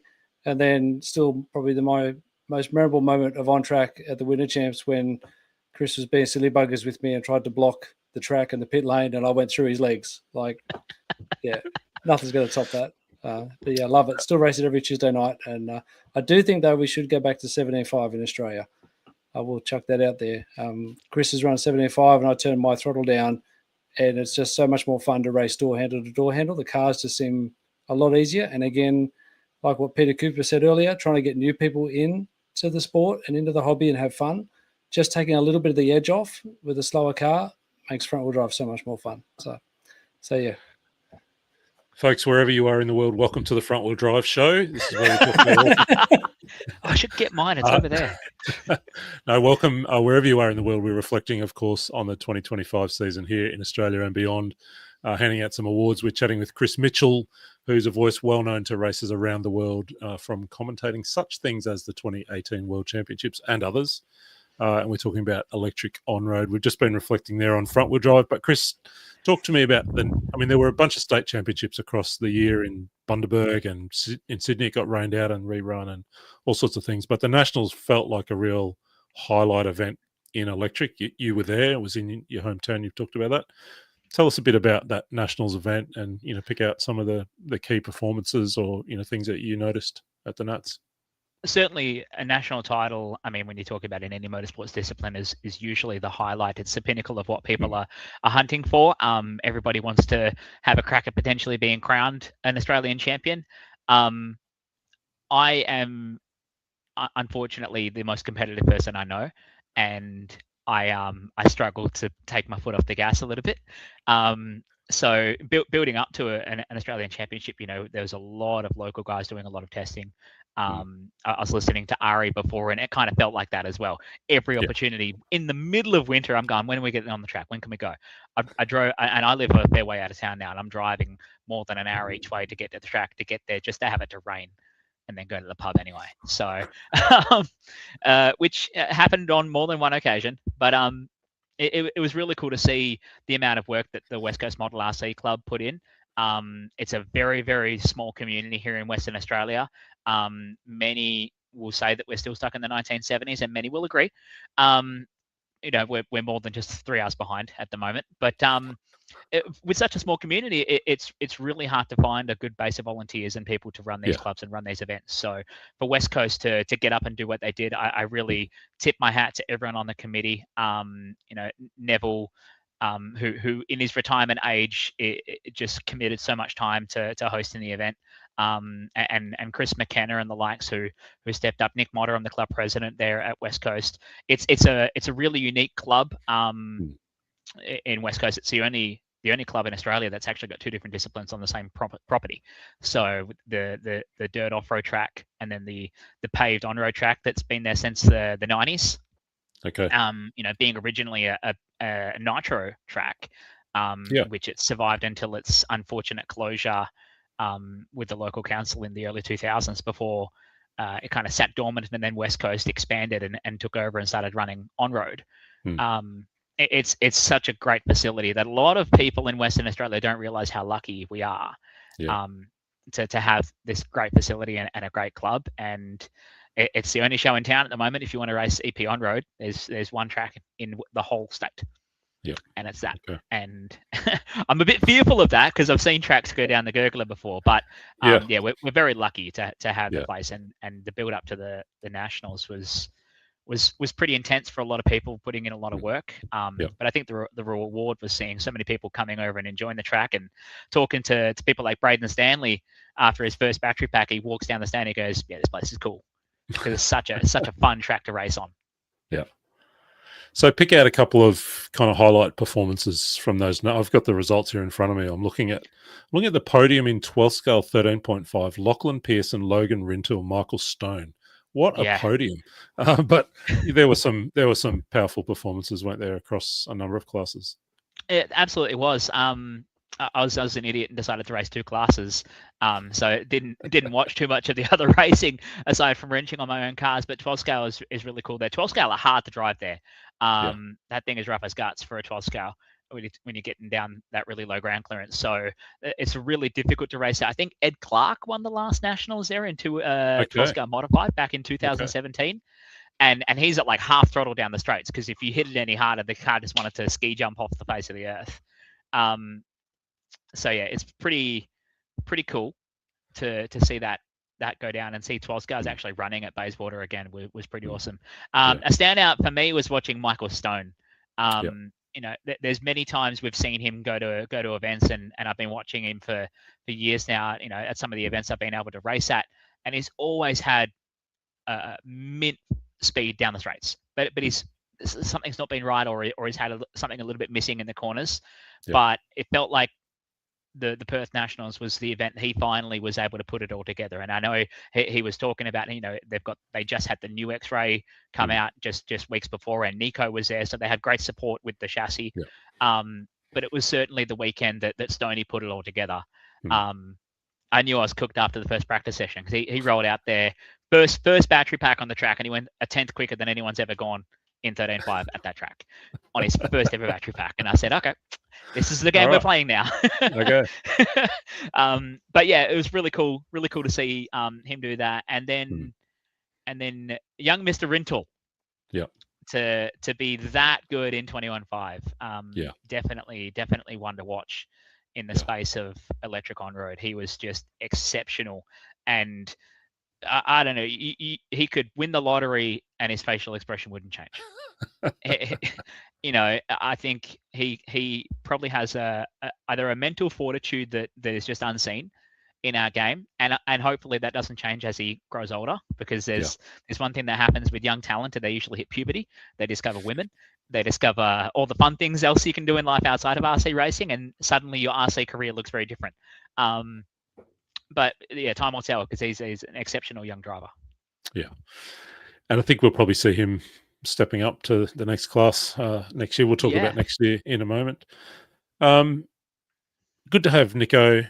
You know, he's been a regular visitor to Australian shores for big races, hasn't he, over quite a long time now. Nicholas Lee, great to have him back, and it was fantastic cool to see a bit of international support for the event. You know, with Ethan Cheng coming down as well. There was a few more guys who were due to come down. A couple did and had a run, but it was cool to have them here. I mean, they're both great people for the hobby, great people for the sport. They're very helpful. And just the pure amount of racing that Nico does just sheds a whole different light on the way he goes about his racing process, getting on track, and never seems to be very flustered, never seems to really get wound up. Just goes about getting the job done.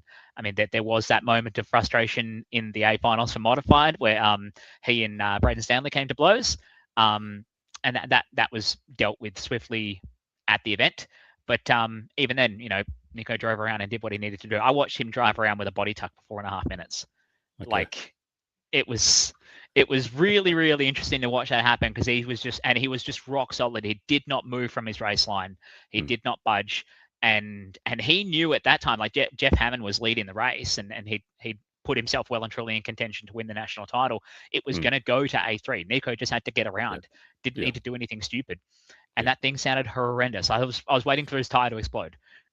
West Coast is an abrasive track. You don't need a Lexan body rubbing on it or trying to cut it down even further. But he just stayed rock solid and ripped it. It was cool.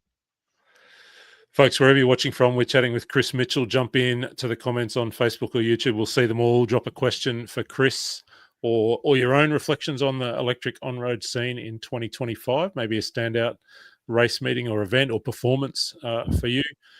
Chris, I did want to ask you a little bit more about that. And we've got Tony in the background, so we won't let him interfere with this. But the Winter Champs you spoke of has become a bit of a highlight, and it's a really unique event as far as I can see in Australia, that in the number of different classes that run over the 2 days, every category of electric and nitro in 8th and 10th and 12th. What do you love about that event? I really enjoy that I get to go to it is one thing, and Tony and the Penrith Club are generous enough to have me part of it. So I get to hang out with you lovely people and enjoy racing and commentating and being around the hobby. But you know, I spent a fair amount of my career, I'm going to digress slightly, a fair amount of my career of recent in the world of drag racing. And every June there's a big event up near Mitch's Way and Scott called the Winter Nationals. Yep. And that is the holy grail. That is the coming together of the entire sport for a single weekend. And it usually pisses rain, and there's usually 1,000 oil downs, but every man and his dog there. Everyone who's someone in the world of drag racing goes to the Winter Nationals. I hope to get there one day, and then I'll be somebody. But I feel like the PDNR Winter Champs is becoming an event that is going to fall into a similar regard to that, purely because the club Penrith puts on such an amazing event. The level of presentation, the professionalism, how smooth it runs. For a club that doesn't have a permanent home and has to put in twice the amount of work just to open the gates on any given day, it is so nice to go in, and everyone's smiling, everyone's happy to be there. It can be 2 degrees, which it was last time, and thankfully my tire warmers kept my hands from freezing over. But it's such a lovely event, and the competition is really hard because, the track condition can be a little bit Mickey Mouse, and you don't get a whole bunch of track time. There's not really room to have 4 qualifiers. You go, if I throw out 2, I'm all good. You only get two qualifying rounds. It's brutal. And I got to rip my good mate Coney, who's plushie's back here. We even got to bring over the world famous Coney, the RC traffic cone, over to have a rip around with the short course trucks. But it's such a great event. And I fully commend Tony and Steve and everyone who's in the PDNR club. I forget everyone's names every year because I'm only there for 2 days a year. And I get back and I go, oh yeah, I know who you are. I even did that to Scotty this year. I said, who? But it's so you just cool. say, "G'day, mate." G'day, mate. G'day, mate. Oh, yeah, good to see you again. Yeah. What actually on this, Kyle Masterton dropping in the comment. Kyle Masterton's actually the guy that drives Coney at our speedway events. Okay. From West Coast Model RC. So I roped him into driving Coney, not this decapitated version that had to fit in my luggage to travel across the country. But yeah, so shout out to Kyle because he's part of the success of what Coney is as well, which is really cool. We Tony, do you actually just have a popped in, question so- here as well. Yeah, go for it. We've got a question from Braden Miller asking, what version of Coney are we up to? So officially we are on version 3. So, but realistically, it's actually only version 2. The very original Coney that rolled out in a couple of years ago at the Motorplex was, you guys will love this. I have to dig it out because it's in the shed at the track at the Motorplex. It's an X-Ray XB8 with, I think it's Truggy shocks, and the shock towers from a truck as well. And it had an actual traffic cone base. No, sorry, had an aluminium folded metal base, and then the top portion of an actual traffic cone. It was ridiculously heavy. Was nut certed and bolted to this aluminium base, and that ran an R1 21.5 motor and a 60 amp speedy off a 2S battery. It was slow as a wet week, and not exactly the most reliable thing. That poor thing got ran over by a limited sprint car. We rebuilt it, and I had to go find parts and whatnot. Before then, I had the lovely idea to call Michael Snedden from Campbelltown Hobbies and say, hey, I got this dumb thing. Would you like to sponsor it? And he got behind it and got us hooked up with the Coney we see today. It's a lightweight HDPE body shell, which Brad Sweet, if you know who Brad Sweet is a 6-time US national champion, 5-time World of Outlaws champion, and the inaugural high limit sprint cars champion out of America. He got to drive it last year at Perth and promptly rode it off into a fence. And the backstory is we had a power outage. So we'd rolled the cars out, second night of high limit. It's the biggest race in Australian speedway history. It's the inaugural running of this race, richest race, the whole lot. We've got the best sprint car drivers in town. Sprint cars have rolled out for hot laps and engine starts. They've just done their engine heat and all the power's gone out. The whole venue. I can't even use a microphone to tell everyone, hey, the power's going out, guys. Oh, wait, that doesn't work. And for the first time in my commentary career and presenting, I felt completely powerless, to use the pun. And so one of the guys driving the John Day Ute, he goes, hey, where's Coney? Drive Coney around. The fans all like that. We got about 6,500 people in the grandstands at this point, sitting there in silence. So I said, bugger it, what I'm going to do? So we got Coney out, and I'm doing donuts up and down the front straight, and the fans are cheering. And all these sprint car drivers are standing around going, oh, what do we do? And I turn around, and here's Brad Sweet standing in front of me.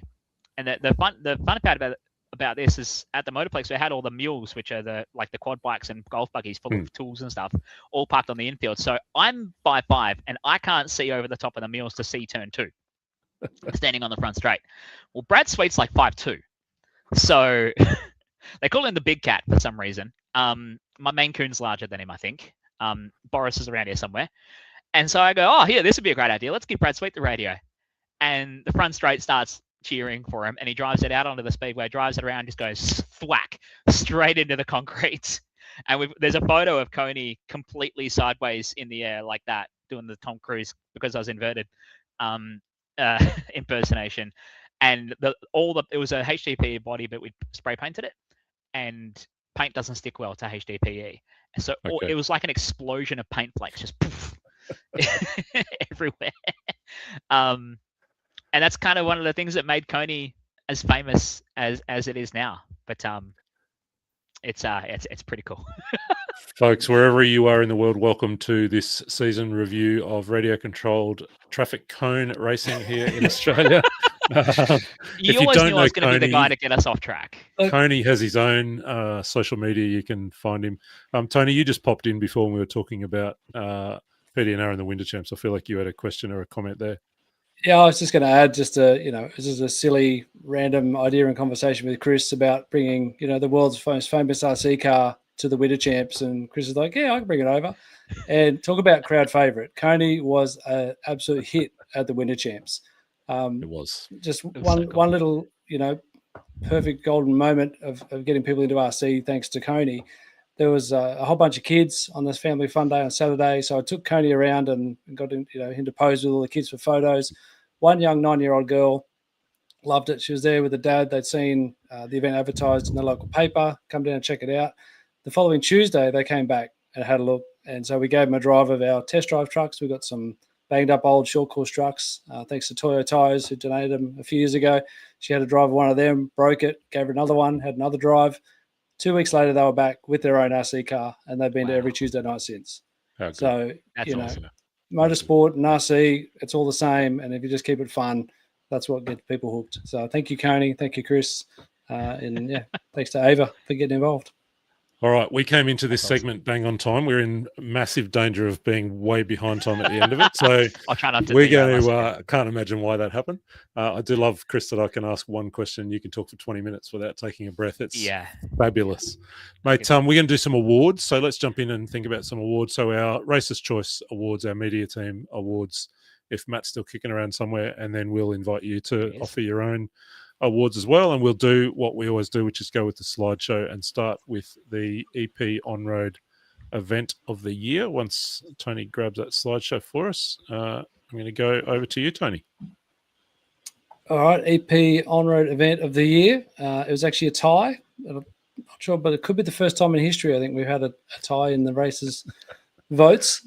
EP On-Road event of the year was a tie between the Nationals, the Perth, and the Winter Champs. And there's no setup. I didn't realize I because we got Chris Mitchell here. Yeah.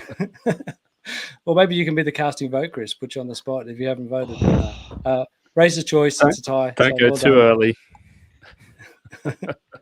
Matt, Media Team Awards for Event of the Year. Well, the reason I said don't go too early is because I was going to say the exact same thing. We kind of narrowed it down to Nats Perth and the Winter Champs, and Tony had no vote in that because he runs it, but the rest of us were Scott, Chris, and I were all there, so we put that forth. But Chris, you're the only one who actually went to both. So does that mean I get the vote? You need to break the tie for crowd vote and for Media Team vote. And your own. Yeah, it's going to be at my own peril too, because the West Coast Model RC guys are going to hate me. Winter Champs. Oh, there you go. All right. You heard it here first. Chris Mitchell is moving to Sydney. He's out. Thank you very much. Let's go with Driver of the Year. Tony, let's have a look at Driver of the Year, EP On-Road. Yeah, keeping the trend of dead heats going. Driver of the Year was a three-way tie this year.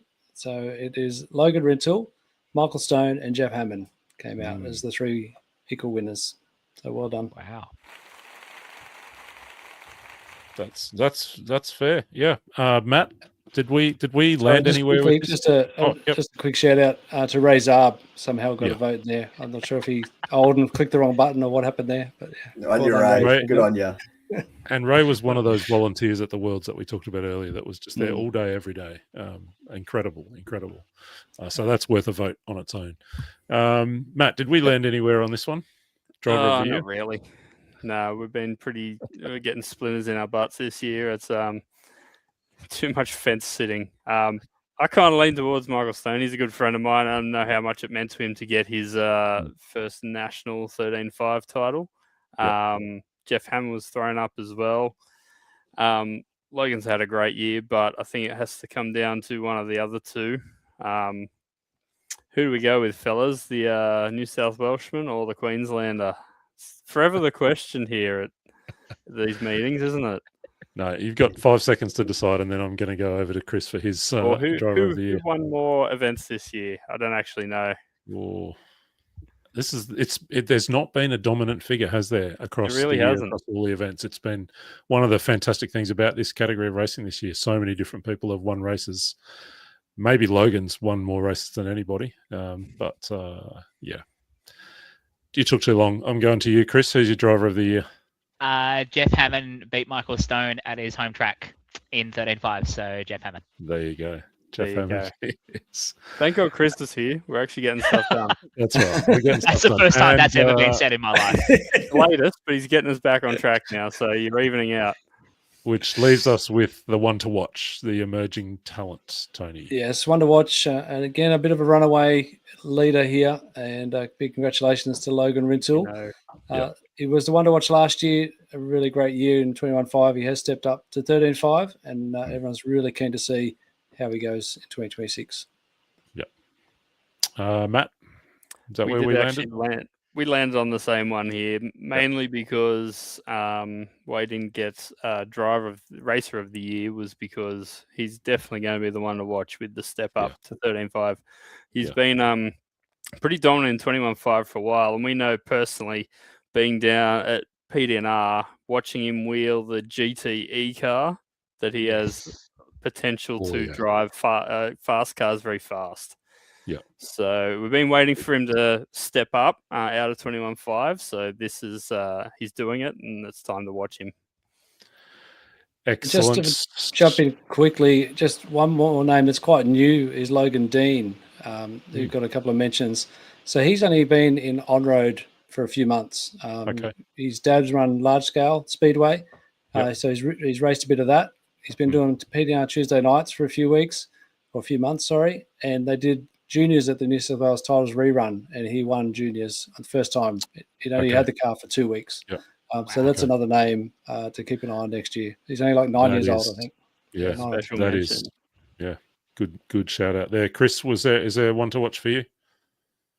I'm going to back it in with Logan Rintoul as well. He was rock solid all year long. So he's going to be a pain in everyone's butt in 13.5. We are just about out of time here in this category, but we can't go without just kind of looking forward a little bit to 2026. We've got a 12 scale and Touring Car Worlds back-to-back in late March, early April in China. Asian On-Road Championships back at least in Korea. The Nationals for next year is in Brisbane at Bayside. Little bumpy, slippery, kind of properly 10 scale sized track. Chris, are there thoughts for you or things you're looking forward to about 2026? Really looking forward to seeing a lot of guys who are heading over to race at the World Championships at the GDC track. Just watching some of the coverage that was gone just the weekend ago with the FEMCA race there. It looks like a properly phenomenal facility, and anyone who is in our hobby that has a connection in the government should be walking into their offices and showing them pictures of everything they're doing in China, because they just continue to go hard with the RC promotion and support there. I'm really excited to keep an eye on Bayside. Personally, I'm hopeful that I can get there. But it's probably not a good time of year for me with my workload. Which is classic, but that's how it goes. I'm looking forward to actually trying to get to the VIX to go race. I heard they're going to be at Bendigo.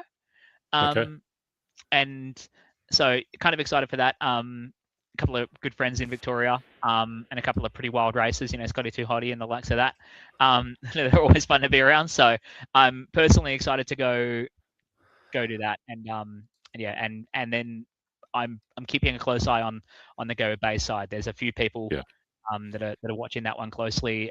They've just released some tire and additive stuff for the races, which everyone loves to up on about. So that's gonna be pretty exciting to watch. It's been a club that has taken huge leaps over the last couple of years, and they ran a Queensland Champs there, I think, in 2024. They're hosting the Queensland titles again, essentially, and that's warm up in June. Nationals late in October. That will definitely be a good one to keep an eye on. This is a photo there from GDC, host track for the World Championships in late March, early April. That will be fabulous. We need to let you go, Chris, because we need to charge on, because I've sworn to everyone that I will not keep us here for as long as we did last year. So, mate, thank you so much for joining us. Next year, I think we'll just put you in charge of the show and we'll take the night off. That was the other question I was going to ask you. Oh, yeah. I ran us too late for this. How cool was this story? Yeah, this is really cool to see. I mean, the whole RC industry has really been behind seeing Oscar make his trajectory into Formula One. Shame he's getting dudded, but you know that happens to Australians in F1. But to see Oscar acknowledging a lot of his heritage, and I know there's a lot of really proud people, especially around Victoria, that are going to hang on to that one for a long, long time. So that was cool, and it started a movement with the whole community doing the AI helmets. I did about 20 myself, which was really cool. It was very cool. That's fun. Thank you, mate. Thank you for joining us, and we look forward to the next time we get to hear your dulcet tones or see you wheeling that front-wheel drive. Or a traffic cone. I've got to get my hands on a front-wheel drive. They do look like fun. Thanks, buddy. We'll talk to you soon. Thanks for having me. Cheers.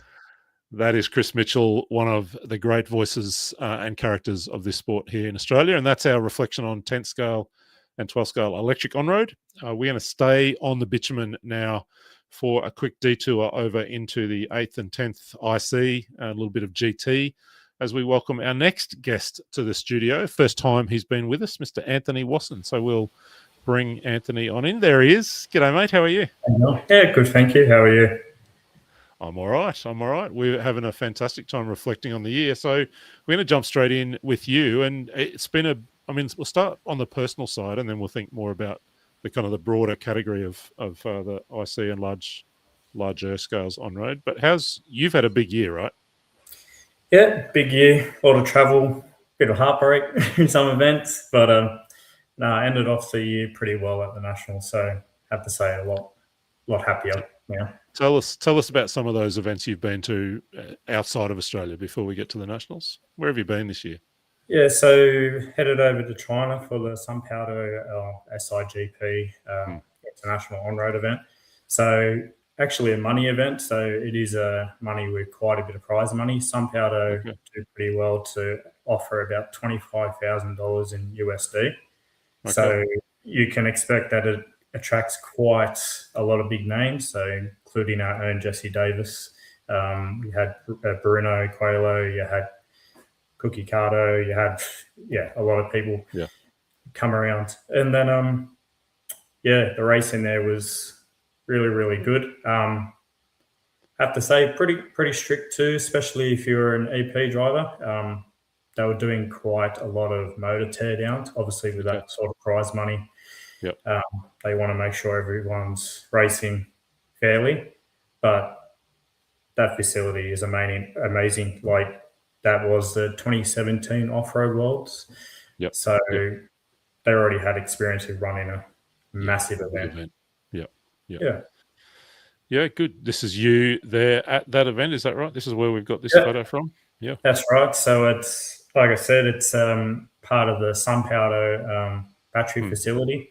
So it's in the industrial side of Xiamen. Quite a bit of a plane trip to get there, but not too bad. Just behind the bridge is actually a high-speed rail, so every once in a while you just hear this slight rumble and you have a train going 300 k's going past you all of a sudden. But amazing facility. Very different in regards that we're actually running on foam tyres for the GT. So that was a hurdle in itself. Your travels then took you completely to the other side of the world. So tell us a little bit about the World Champs experience. Oh, look, pretty much as soon as we finished the Worlds here in Sydney 23, I'm like, waiting for the announcement. Right, where's the next one going to be? Originally, it was Peru. I'm like, well, I'm committing. Going to go. And obviously got changed to Chile due to noise restrictions in Peru. If anyone's ever seen that track before, or not even just that track, that whole facility, it is the biggest RC park in the whole, well, I think it's either South America or the Southern Hemisphere. Okay, yeah. You think it about it? Looks pretty amazing, yeah. Yeah, and the track itself for GT, or even for 8 scale too, just the back straight alone was 90 meters long. So it's a humongous track, crazy track, but it offered a lot of good racing, and obviously it was great opportunity to be there, not just to represent Australia, but to pretty much go up against the rest of the world, which is my goal, pretty much. Yeah. And you enjoyed the experience of traveling to Chile and being a part of that? I mean, it sounds like it was pretty amazing. Yeah, for sure. A lot of prep. And by prep, myself and Tim, who you can see in the photo, Tim Duggan, we were working on things pretty much the start of 2024 in terms of motor modifications, gearing, even like trying to figure out what to do with motors in regards to air density and driving at a different altitude. We're quite high up in Chile compared to here. So, yeah, it was a lot of theory being put into practice, and, yeah, we got through it. Yeah, amazing. GT's captured my attention a little bit this year just because I think they look incredible, but also because thanks so much to the generosity of Brian at PDNR, I got to race one of them at the Winter Champs this year. It is a really fun class, isn't it? I mean, they move around a bit, and just super fun to drive. Well, what I have found with GT, and I've dabbled in 8 scale and Turo, even like your EP. I find that with GT, you can have close racing. There's quite a lot of strategy involved with the 7-minute rule with fueling, which obviously there's 2 parties, yes or no, for it, against it. But some of the racing that you see is very close, door to door. Yeah, there's a bit of banging, but in most cases, quite respectable. And as we've seen as yourself, like not this year's Winter Champs, but last year's Winter Champs with Rick and Cam going at it on the second GTE. Yeah, on it, like amazing. It's excitement. Yeah. I think Brian popped a comment earlier about whether I'm coming back to the Winter Champs next year and do I want to borrow the car again. The answer is absolutely yes and absolutely yes. It was super fun, mate. So let's talk a little bit about the racing in Australia. The Nationals taking place in Brendale just a few weeks back for 8th and 10th. Tell me a little bit about that event. I mean, both from your own results, obviously finishing it pretty well, as you said, but tell me about the whole event. Look, what I can say from the very beginning, a shout out to Dan Morris. Dan Morris just took over the presidency up at Brendale, Ingle Park Raceway. He put a massive amount of effort into that event to the point that he set up his camper at the track and was pretty much doing all the duties. His family was in the canteen, making sure things are running smoothly. And if you know me, I'm usually one of the first people to the track and one of the last people to go. And he was still well into rebuilding a car. He would not touch his own stuff until everything else for the event was pretty much set, ready to go for the next day. So, yeah, props to him. Big shout out to the team. Yeah. That's it. Yeah. You don't have those sort of events without people like that. In regards to results, went into that event obviously somewhat confident. I was happy with how I won at Worlds and all that, and I do like Brendale very much. Did I think I was going to win it? No. Who was the competition? Graniger. I'll say that straight up. Yep. Was I expecting the likes of Kendall? Not as much as Graniger, but he did very well to TQ pretty much within the first 3 qualifying runs, if I recall correctly.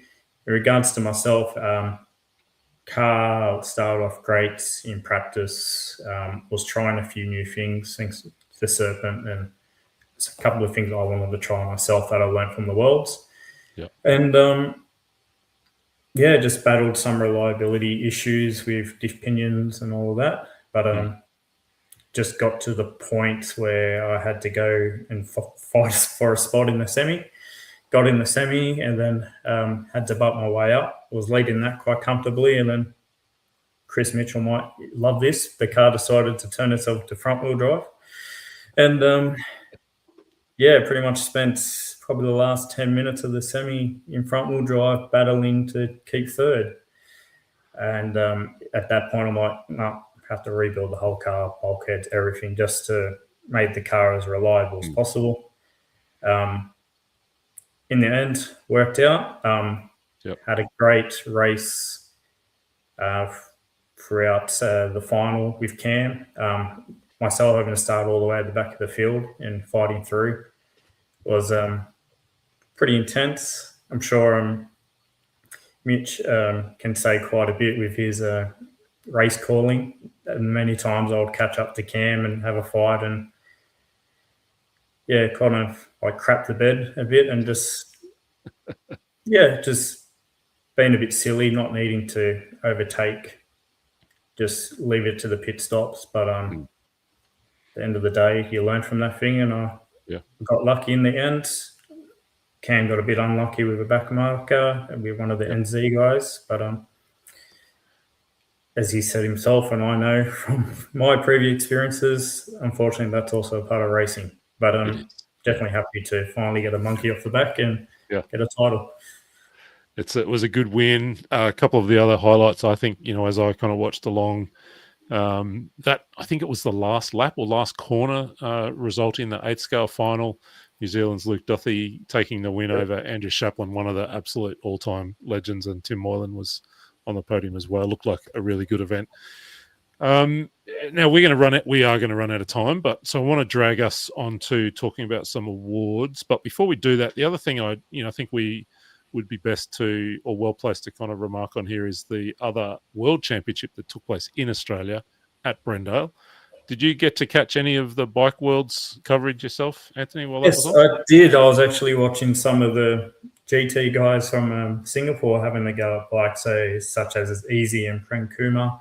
So it was good to see those guys make the trip over and have a bit of fun. I saw that they were racing in the wet, and that threw a spanner in the works, something I think we need to look at in Australia ourselves, but I'm sure it's a whole other can of worms for another time. As in, you want us to race in the wet? Is that what you're saying? Yes. Yes. Look, if they can race motorbikes in the wet, surely we can race cars. Yeah, I dropped out there for a bit of time just to say good day and see what was happening. And I think Mitch was on the mic and Tony and Matt were doing the coverage. There he is, speak of the devil. And it was fabulous, to see what the modern RC bikes are capable of, and to see the Losi-based super motard class, I think they called it as well. I'm not so sold on that starting procedure. I feel like if you qualify 8th, you've given up a lot of time before you even get to go racing. So with that starting procedure, generally speaking, at a world title for the bikes, they do actually have like an actual grid start with a pusher. Being that it was in Australia, this is the first time the Bike Worlds have ever been outside of Europe.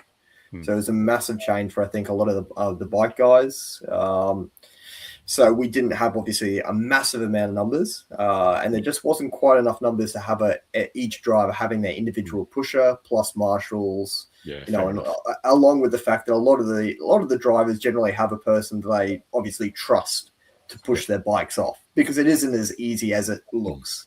You would have seen a quick snippet of I think it was Mark just before pushing the bikes away quickly. And Mark's been doing it for a long time. He's a long time racer. He knows how to do it really well, and he makes it look easy. So I know it does not look easy at all. No, fair enough. We are running out of time, so I'm going to drag us to some awards, and we're going to try and get through this awards for this category that is IC on-road and GT on-road. in about 3 minutes. So let's go with event of the year. Tony, over to you. Ooh, I think that says off-road. Oh, yes, we've got the wrong slides up there. We'll come back to that one. We'll fast forward to the on-road category. Well spotted, because we would have just given the wrong event of the year. That's a pay deduction for Tony. Okay. Yeah. It's right. because you changed the order on me, and okay. So I'll take let the me blame for see. that. Yeah, I'm going to blame you on that one. Yeah. There we go. Okay. Event of the year for IC On Road. Huge influx of voters, which you can see there. And a runaway winner, if you can call it that, was the Nationals at Brendale, England Park Raceway. Yeah, fair. What's that last one say? Is IC even a Oof. thing these days? Wow, brutal. Yeah. Yes, it is. Yes, it is. Matt, where'd we get to in media choice for event of the year in this category? Is Matt Well, still here? Yes, there is. yeah, I'm still here. We went a little bit different, but I'm not sure if does the Bike Worlds count, because Sure. Yeah, it's we just not talked about it. exactly Yeah. IC, but Eh, no, we had an absolute blast at the Bike Worlds, and I know from us being there covering the media, like these guys, as Mitch said, it's the first time out of Europe, and as far as I can tell, and what they were saying, there's never been any coverage of bike racing anywhere. So Yep. for us to be there and do that was really cool for us, but it was really back to our roots of doing our first ever events back at Brendale, and they just absolutely loved having us there and getting in front of the camera and just talking about what they loved. And we even bunked with Mark Lutz and Dave Verricchio, who ran the event, and it was just a completely different planet, niche within the niche of the hobby, and we had an absolutely great time. So we're going with Fair. the Bike Worlds. Very good. Very good. What about for you, Anthony? Was there an Australian event of the year? Well, I wish I was at Winter Champs, but there was a clash with the Queensland state titles. But Yeah. for an event that I was at, it would have to be Nationals. Obviously, not just with the result, but the amount of work that went into that, and the great numbers too that we finally had again. Good. Don't worry, Anthony, because Winter Champs won the last one, so you're off the hook. It's all good. All right. That's right. Let's go driver of the year in the IC on-road category, Tony. Driver on the year, 5 drivers were nominated. Another little standout winner there, and it was our man Anthony Wasson. No surprises there. There he is. I'm a bit surprised. To be honest, Anthony. but thank you. We got the sound effects to round of applause. Thank you. Matt's media team. Yeah, look, the same names come up in this all the time: Chaplin, Davis, Moylan. But Yep. given his, how many races you went to this year, Anthony, we've gone with you as well. Thank you. And we're assuming how well you've done at those events. So Thank you. big congrats on getting out there and all the success you've had. Thank you. And we're assuming, Anthony, you'll just vote for yourself as driver of the year. Is that? No, I actually don't. I voted for. Pretty sure I voted for Ty Moylan. Actually, Okay. he's definitely shot up, especially getting TQ at Nationals. Yeah, that was quite a standout. He might appear right now in our Yeah. final awards category of the one to watch a runaway win. Is that what we've got there, Tony? It is Ty Moylan. Yep. Yeah. Yeah, no, Yeah. he'll be sending his dad into retirement in 2026. That's my prediction. Well, Seems look, to be able to handle doing 2 cars. Oh, okay. well, I'm pretty sure they're looking at doing 10 scale Nitro Tour Worlds next year in Italy. So that's definitely something to look out for. Okay. So sending Tim either into retirement or just broke, by the sound of it. Oh, One or the nice. other. Yeah. Yeah. We'll So, are there any differences, Matt? Is that where we landed as well with media team? That is absolutely where we landed. We're all for you, hoping Anthony? that I will overtake Tim soon enough. He's on a mission. Probably one other person too. He hasn't raced much this year, but he's actually coming along with me to China in January to GDC, and that's Tom Ticklis. So Okay. I think there'll be someone to watch out as he gets a bit more time dedicated to him for IC. Yep. So yeah. Yeah, we actually saw young Tom running large scale at the Yeah, that's right. Vancouver event. So yeah. Yeah, beautiful. Anthony Watson, congrats on a fantastic year. Well done at the Worlds and your first Nationals in GT up here in Brisbane. I look forward to going head-to-head with you at the Winter Champs next year. Yep, Just I'll give be me a there. yell when you're coming past to lap me, and I will get out of the way. That's how it'll work. Every time you come to lap me, all 17 times, just give me a yell and I'll get out of the way. It'll be fun. All right, people know to look out for a green car. But that's fine. So, mate, thank you for joining us. Congrats on the year and all the best for Christmas and 2026. Thank you. Same for you guys. Keep doing a great job. Thank you. Thank you, mate. That's Anthony Watson. It's been a big year for him. And speaking of people for whom it's been a big year, we're going to welcome our next guest. We're not slowing down. We're just charging on into the night. And this is a man that I've been looking forward to having on the show. Would you please put your hands together? Oh, there he is, Mr. Joel Powell. Welcome to the show, about mate. to go downhill. I think we've got you muted Joel at is the moment. muted. So we'll, Oh, there we go. I'm back. He's back. Welcome, Joel. Legends. Thanks for having me. How's things, boys? Yeah, good. So we're talking 8-scale off-road with you, and I'm assuming that the highlight of your year was being set free with a camera and a microphone at the Philippine Masters to go do a pit walkabout. Is that as good as it got?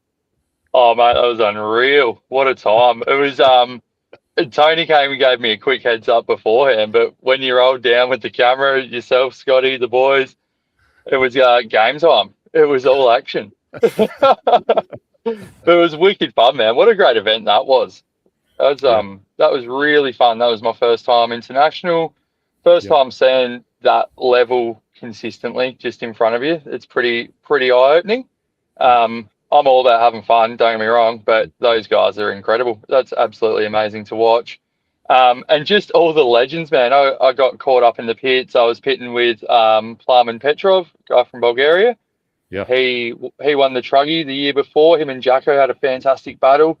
And then also a gentleman named David Backer. He's a Kyosho driver from the US. Just a couple of legends that I've never met before. And, mate, we had the time of our lives. It was fantastic.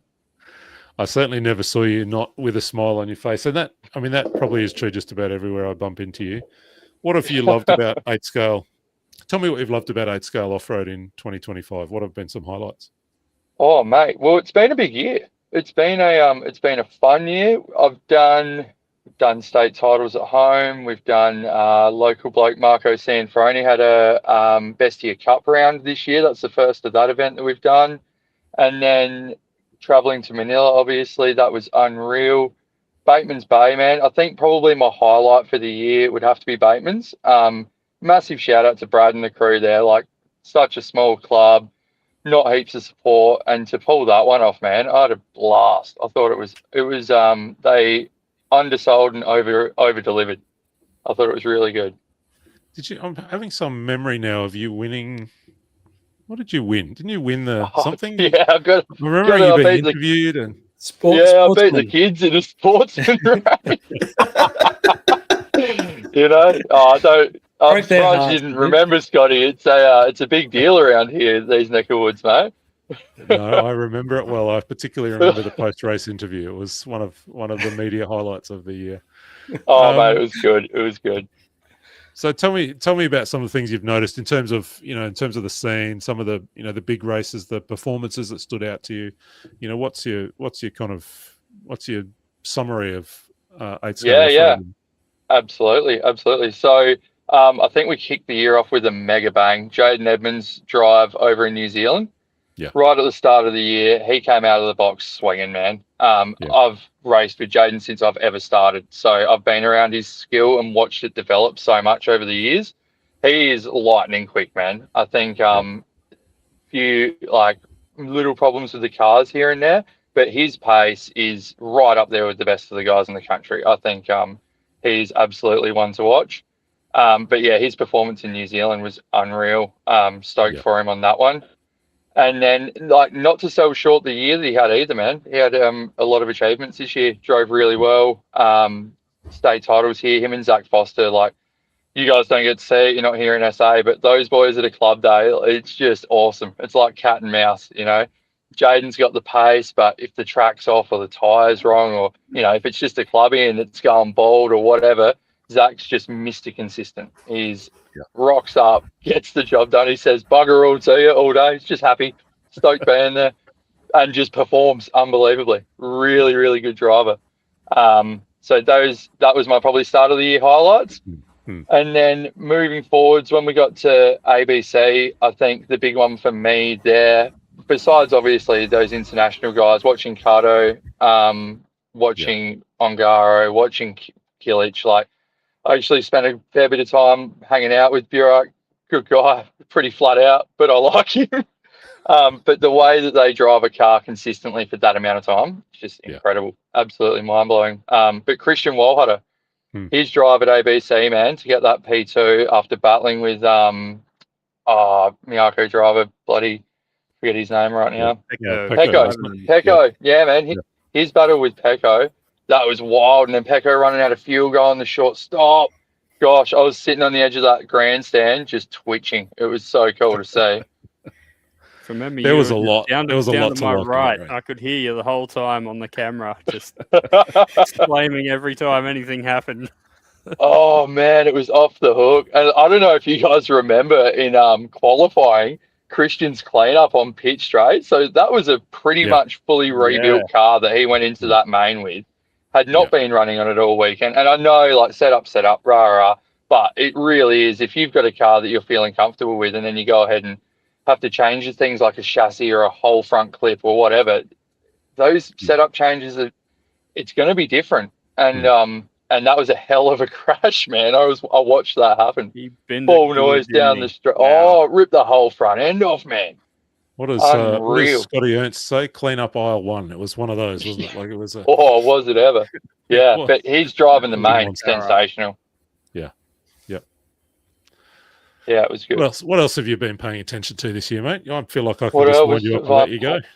No. Let's get, mate. I'll go on up, boys. I reckon we'll run out of time. So watching over in the eastern states, seeing Donnelly recently take a step into the 8 scale, and I'm not surprised at all. He's an incredible driver in 10 scale, and he's come out and shown his pace instantly in an 8 scale. I'm not sure if there was much practice going on. I wouldn't imagine that he'd be committing a huge amount of time to 8 scale. I think it's probably something that he's doing for fun rather than the accolades. That was unreal. Jared Ment's performance at Nationals, that was very good. And Jared's a fast driver, man. Again, got that 10th scale style, which is so consistent. I think maybe he's not up there with... Yeah, go on, sorry. I was just going to add to that. I think you're right. Like, I think those two... There's two things I like about it. One is that they've 10 scale coming over to 8 scale, and that's that's a bit of an adjustment. But also, it's the first time probably in a while we've seen, can I say, genuine front running national pace out of New South Wales. So, for the last few years, it's all been South Australia, Western Australia, Queensland in terms of the very front that are going to win nationals. And now all of a sudden you've got Jared Ment, Lockie Donnelly in the conversation, at least. I think I did reach out to both of them yesterday just to say, what's the plans for 2026? And both of them said, whilst 10 scale will still be the main focus, they're both kind of hoping and planning on an 8 scale program. And I think we'll see at least Donnelly, but I suspect both of them at the Nationals in Canberra. I've seen them over the years, going around doing a lot of 8 scale with my brother. They've been very intermittent here and there, and they've always had decent pace, but never quite clicked it with the 8 scale stuff until probably this year. They've just turned it on and just they're right up there now. Not that really anyone's surprised, but having seen how much time they've actually put into it, it's just like they've come out of almost nowhere and challenging now. Yeah, it's pretty nuts to see. I really didn't expect them to be up this right up the front that quickly with have relatively little time they've done in the nitro cars. But then again, why should we be surprised, huh? Absolutely. I feel the same way. Yeah, go on. I was going to say, quick question for you from Zach Ryan. We've just popped up on the screen. Wondering if we're up for a 2-hour track walk. Yeah. Oh, mate, that time 40 and I went for a track walk. I'll tell you what, I've done a few track walks since then, though. I've been roped in. Did Bateman's Bay track walk this year. That was good fun. Bit of a laugh. I just need the right crowd around me. Otherwise, I get on a tangent, mate. I'll get carried away a bit, you know. That first one, that was a cracker. Yeah. 47 minutes. 47 well, yeah, minutes. right. There's a limit to how many beers you're allowed to have before getting in front of a camera because it just gets carried away super quick. Yeah, keep it to about 10 or 15 minutes, Joel. That should be good. Thanks, mate. Yeah. 47 minutes when we later. finished, we're like, how was that? Was that like maybe we went over a little bit? Was that like 15 minutes? I'm like, no, dudes, that was like 47. Oh, you can't take us anywhere, mate. Folks, we're reflecting on the 2025 season. We're with Joel Power, South Australia's Joel Power. If you've got a comment or a question or a favourite Joel Power story, now's the time to drop it in the comments for us so we can get it up on screen. Joel, what else? I'm thinking about Aaron Dexter. Think of that. I think about that bloke probably 4 times a week, I reckon. He's a regular occurrence in my mindset. How good was the Truggy performance, mate? That was on a rent-a-ride. So Ben Braddon, another SA legend, caught wind that Aaron was keen for a Truggy drive. We hit up Matt Samra. Right, Matty, your car's got all the upgraded stuff on it because there's a little bit of updated stuff we've been doing with the truck. They haven't released a new truck for a very long time. And now we're sort of starting to transition some of the 2.0 buggy parts into the truck. Just gives a little bit more adjustment in the roll centers and creates a slightly narrower track width with the rear end that we extend with the hubs. It's just a little bit of mucking around, but it's really come to, and the car's fantastic. I really love my truck. So we hit up Matty. Matt's shocking at his maintenance. So the car's no good. It's not ready to go. We're rolling out to Bateman's Bay. It's day of. And Ben catches wind of it and goes, "There's a built Truggy in my shed. My dad's going to drop it off. I'll bring it to you." And then next thing you know, we're in Bateman's Bay. Aaron's not done practice laps of the truck, nothing. It'll be right. We'll put Joel's set up on there and we'll just see how it goes. And then walks away with the trophy. What an absolute weapon. It was unreal. I frothed out. Yeah. Aaron's a great guy, man. Gosh, I've got so much time for that bloke. I just missed. I'm just going to butt in for a second there, Joel. I just missed the chance to say goodnight to Mitch Pratt. Mitch on the mic. Mitch is on 3 a.m. starts at the moment, so he said to us during the week, "Boys, I'm in, but I've got to go at 8:30." Oh, there he is. Thanks for having us, Mitch. Cheers, I hung around for a couple more minutes just to say, nice work driving that short course truck, Joel. Oh, thanks, mate. That was a classic that day, man. Hey, good work to you, mate. Taking home the champ. Yeah, every now and then I like to win. Yeah, no, I smoked it, man. I couldn't run with you. It was good. You were flying. Cheers, guys. All right, well, we'll see you all next time, and have a good night. And I'll be watching in my sleep. Mate, well done on a huge year behind the microphone. It's been an absolute delight, and to see you and Scotty Ernst tag teaming it at the World Championships was pretty special. I absolutely mate. Seeing you do your thing, and it's been a privilege and a pleasure to be up close and see it. So well done on a big year. Sleep well. Don't crash the houseboat this weekend under the influence of alcohol. Don't do that. Don't do that. Keep an eye on the news, folks, from an incident on the Gulf. No, never mind. See you, mate. See you guys. Good work, Mitch. Thanks, mate. All right, Zach Ryan has taken us all serious now, Joel. We've had the laughter. Here's the question from Zach. Is driver etiquette getting worse now with the young guys coming through? Do we need to improve our penalties to get our racing back on track? Ooh, I'm going to let you take fair question, Zacko. But I would also like to have some input on this too. After you, Joel. We'll come to you, Matt. Oh, no worries. Yeah. So I believe so, absolutely. I don't think it's out of control. I don't think it's anywhere near the level in our country as if you were to go and do an ABC Philippines or an international event of that sort. If you go on just from visually watching races in Europe and America, I think at somebody at my level or perhaps Zach's level, quite a bit faster, but still not quite in that, top A group, it's cutthroat.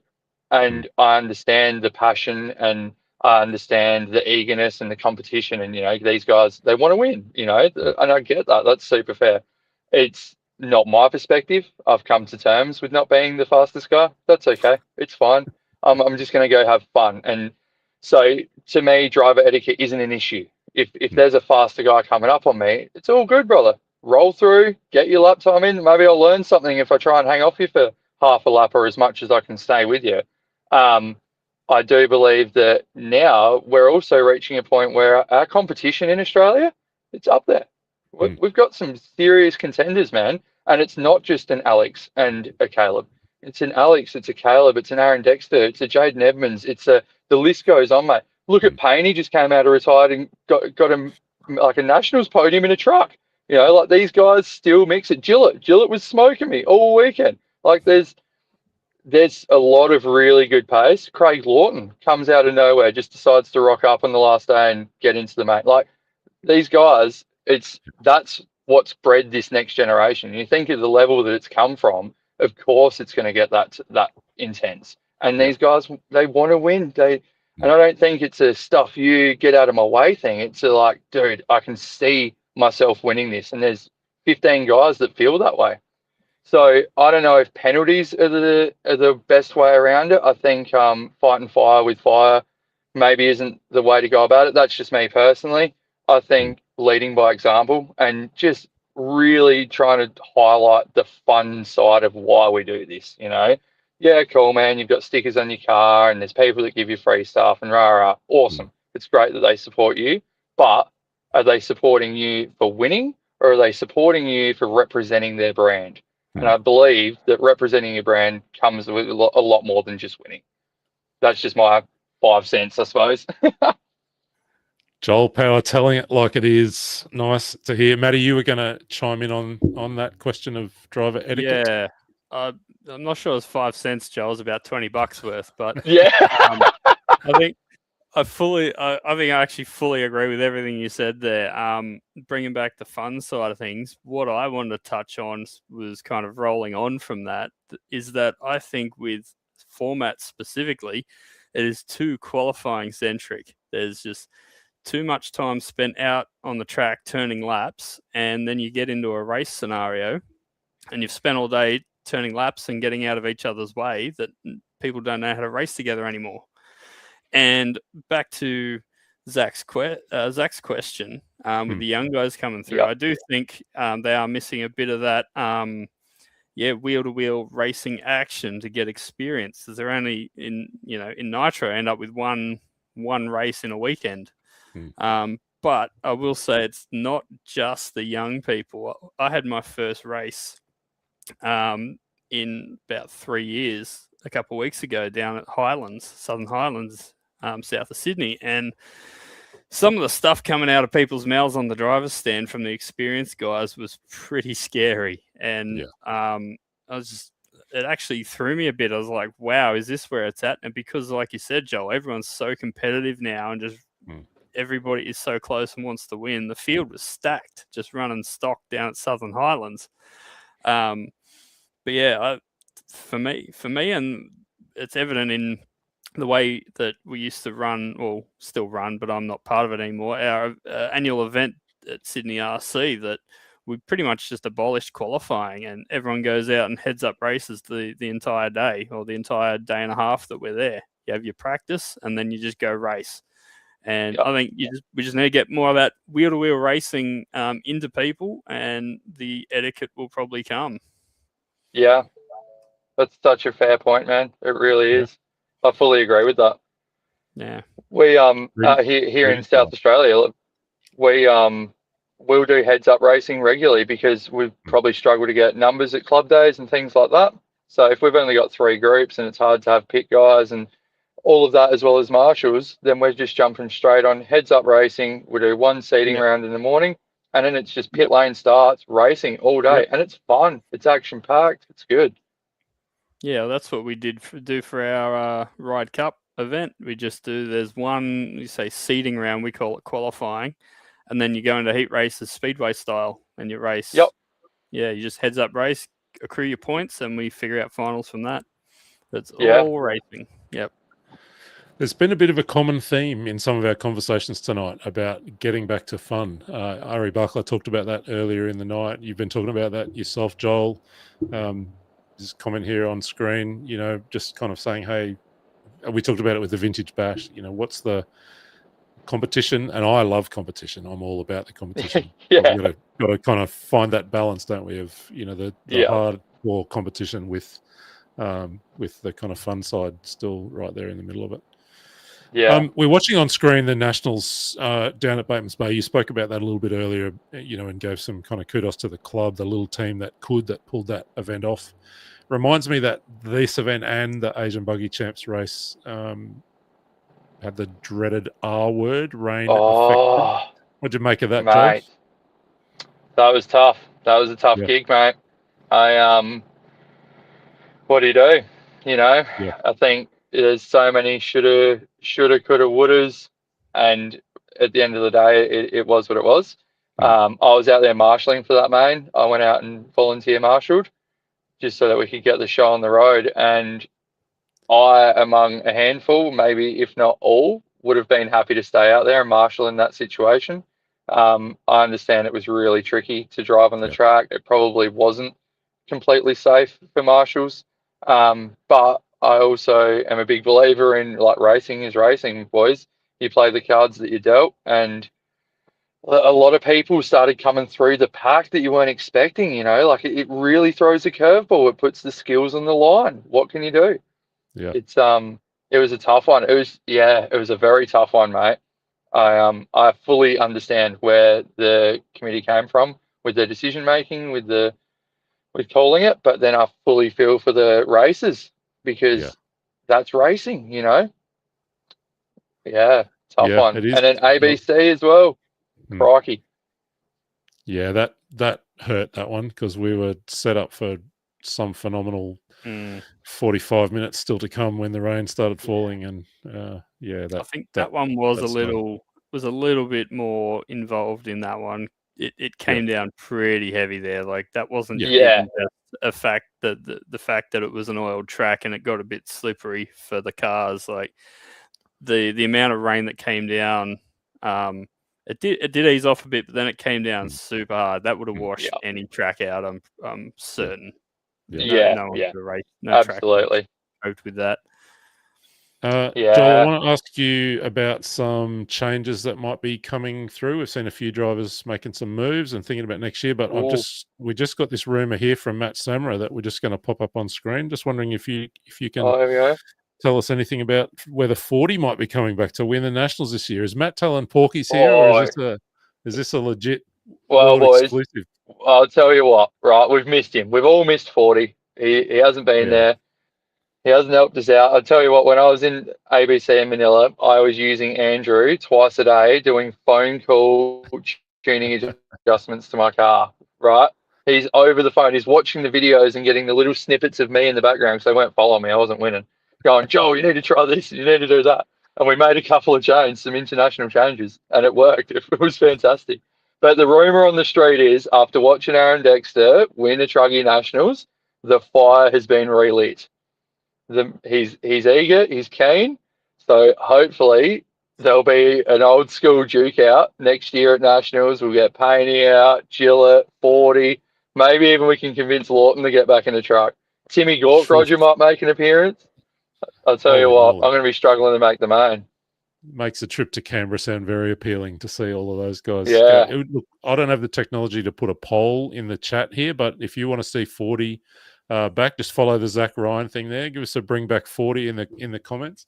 We'll pass. No, he's an absolute gun, legend of a fella. He is. Mate, his knowledge is absolutely out of this world. It's ridiculous. Want to ask you about a couple of big moves we've started to hear about in the off-season. Christian Wallater out at S-Works and making the move across to Kyosho. Jaden Edmonds out at Mayako. Peter Seckold out at X-Ray. There's rumours about some changes among some of the kind of front-running Queensland drivers, if I can say that. People testing different things. What have you heard about what's happening in 2026, Joel? Well. I don't know if this is the time to just start dropping what my ear's been hearing, but there's been rumours along the grapevine. I've heard some whispers. I've heard some Chinese whispers. I'm stoked for Christian. I think the K car is fantastic. Darren Cornwell runs it here. Yeah, Darren Cornwell runs it here in South Australia. And I think it's a great car. I think he's made a good the decision going back to a C hub. I think it'll suit Christian's driving style. That's a good move. I saw Jaden Evans post up. Can we just say how cool it is to have Kyosho back kind of, more serious about racing? They've been building a team around the world, and our sport is better when companies like Kyosho are all in. From that point of view, it's cool to see Christian over with them as well. Yeah, I think it's super cool. It's super cool. And you know that Martin's going to give 110%. No matter what he's in, he is a committed man. He does everything he can to get his son the best equipment and the best things that he can provide, because he's a committed guy. I think it's going to be a great move for them. Aaron Dexter's been chatting with me about it. They've done some running together, and pretty much all the feedback I'm getting is, dude, Christian's car looks dialed. Okay. So that's good news. It's good news. Well, it's bad news for everyone else, but good news for Christian. Yeah, and for Kyosho fans. Oh, mate. Yeah, he'll be a hard guy to beat come Canberra, I'll tell you what. Yeah. Good news for us in the media too. To film some good racing. So yeah. Oh, mate, I can't wait. I'll be sitting there. Yeah, definitely. But yeah, so a bit of testing from some guys in Queensland. I would assume maybe Caleb's maybe stepped back from Techno and he'd be trying some things out. Okay, is that just the story you've heard? Okay. Yeah, that's again, I'm not naming any names. I just heard some things on the grapevine. You just did name a name. What are you talking about? No, we're not going to go too far down the track of wild. I'm not going to hold you to it. Rumors, but it's just a bit of fun. Yeah, there's a concerted effort here from. It's a concerted effort here from Team Beale to get Zach Ryan on the pod. You just need to go back to last year's show, you guys. Zach was our guest on last year's show, so we don't like to have the same people 2 years in a row. Maybe we'll have Zach again next year. Maybe we could just have a Zach Ryan Joel Power show. That would be fun. It would be fun. I did a little video chat like this with Zach Ryan when I first started getting into my RC, like toy cars with Joel thing. And we sat down for a 45-minute chat, and it turns out that the app that I used to record it did not record any of the audio, and it was just a video of us, of our faces moving. It was fantastic. Watch that. You could probably get some kind of AI lip reading software now that could reconstruct that for you, I'm sure, if you've still got the video. Mate, what else? We're going to get to awards in a second, but is there anything else from 8 Scale Off-Road this year that you want to kind of point to? Oh, just the young guns. I think the young guns of Riley Lander-Smith and Elliot Grierson, those boys are doing fantastically. I think they deserve a shout out. Their drives in the junior mains at Nats, and then also their drives in the sportsman main at Nats, as well as just being good kids. They're humble, they're kind, they're respectful. You race with them on the track, they've got great driver etiquette already, all really good traits, and they're so young. So I see an awesome future for them, whether or that not be success, but I think they're going to really enjoy the sport and be a good asset to the hobby, good representatives. And then also I want to give a big shout out. I love what you guys all do. I think it's amazing. I think the RC Race Media crew deserve, and Mitch on the mic, deserve a whole lot of shout out and recognition for how much work you guys have been putting in and doing stuff like this, man. Getting people keen, getting them involved. Like, I think it's unreal. I've got all the drive to be the happy guy behind the screen, but far out, mate. This is about 1% of what actually goes on to make this happen. So big props to you guys. Big props to Nick McMurtry. Yep. He's running a little channel called Instinct RC. And just having a crack, mate, doing his best, helping with streaming, helping with media coverage, doing little photo shoots, and he came with me to do the four-wheel drive show. We recently did a four-wheel drive show with Tornado Tires. All right, tell us about this show. Cool. All right, tell us about it. So Tony got me onto it. Tony Firth from RC Race Media. To chime in here. Yeah, chime in, Tony. Get involved, mate. He gave me a call and said, "Hey, Joel, I'm doing this four-wheel drive show thing. I've been approached by the Nitto Tires Australia crew. There's a little grappler ground that they set up, and it's essentially a come and try thing for people to just have a crack at RC. we're going to record times, but we're just going to record the fastest ones, the fastest times of the day, get a prize pack, fastest run of the weekend, gets a brand new set of Nitto tyres. So there's a bit on the line. It's good fun. See how you go. I'll get this bloke in touch with you. I get the call from Nitto. Hey, mate, how you going? Yep, this is the go. We'll set it up at the showgrounds in Adelaide. This is through the Four-Wheel Drive Adventure Show. And we went down there sort of just with the idea of what Tony had explained to me. So there's a little track. They provide everything. They've got cars. They landscape the area, the whole show. It's good to go. So we went down there the Friday. I was like, yep, this is cool. All right. On the Saturday, MC couldn't make it. He was doing a footy show or something like that. So I was like, I'll jump on the mic. Let's do that. It'll be good fun. And I just went ham. I just had the time of my life out there.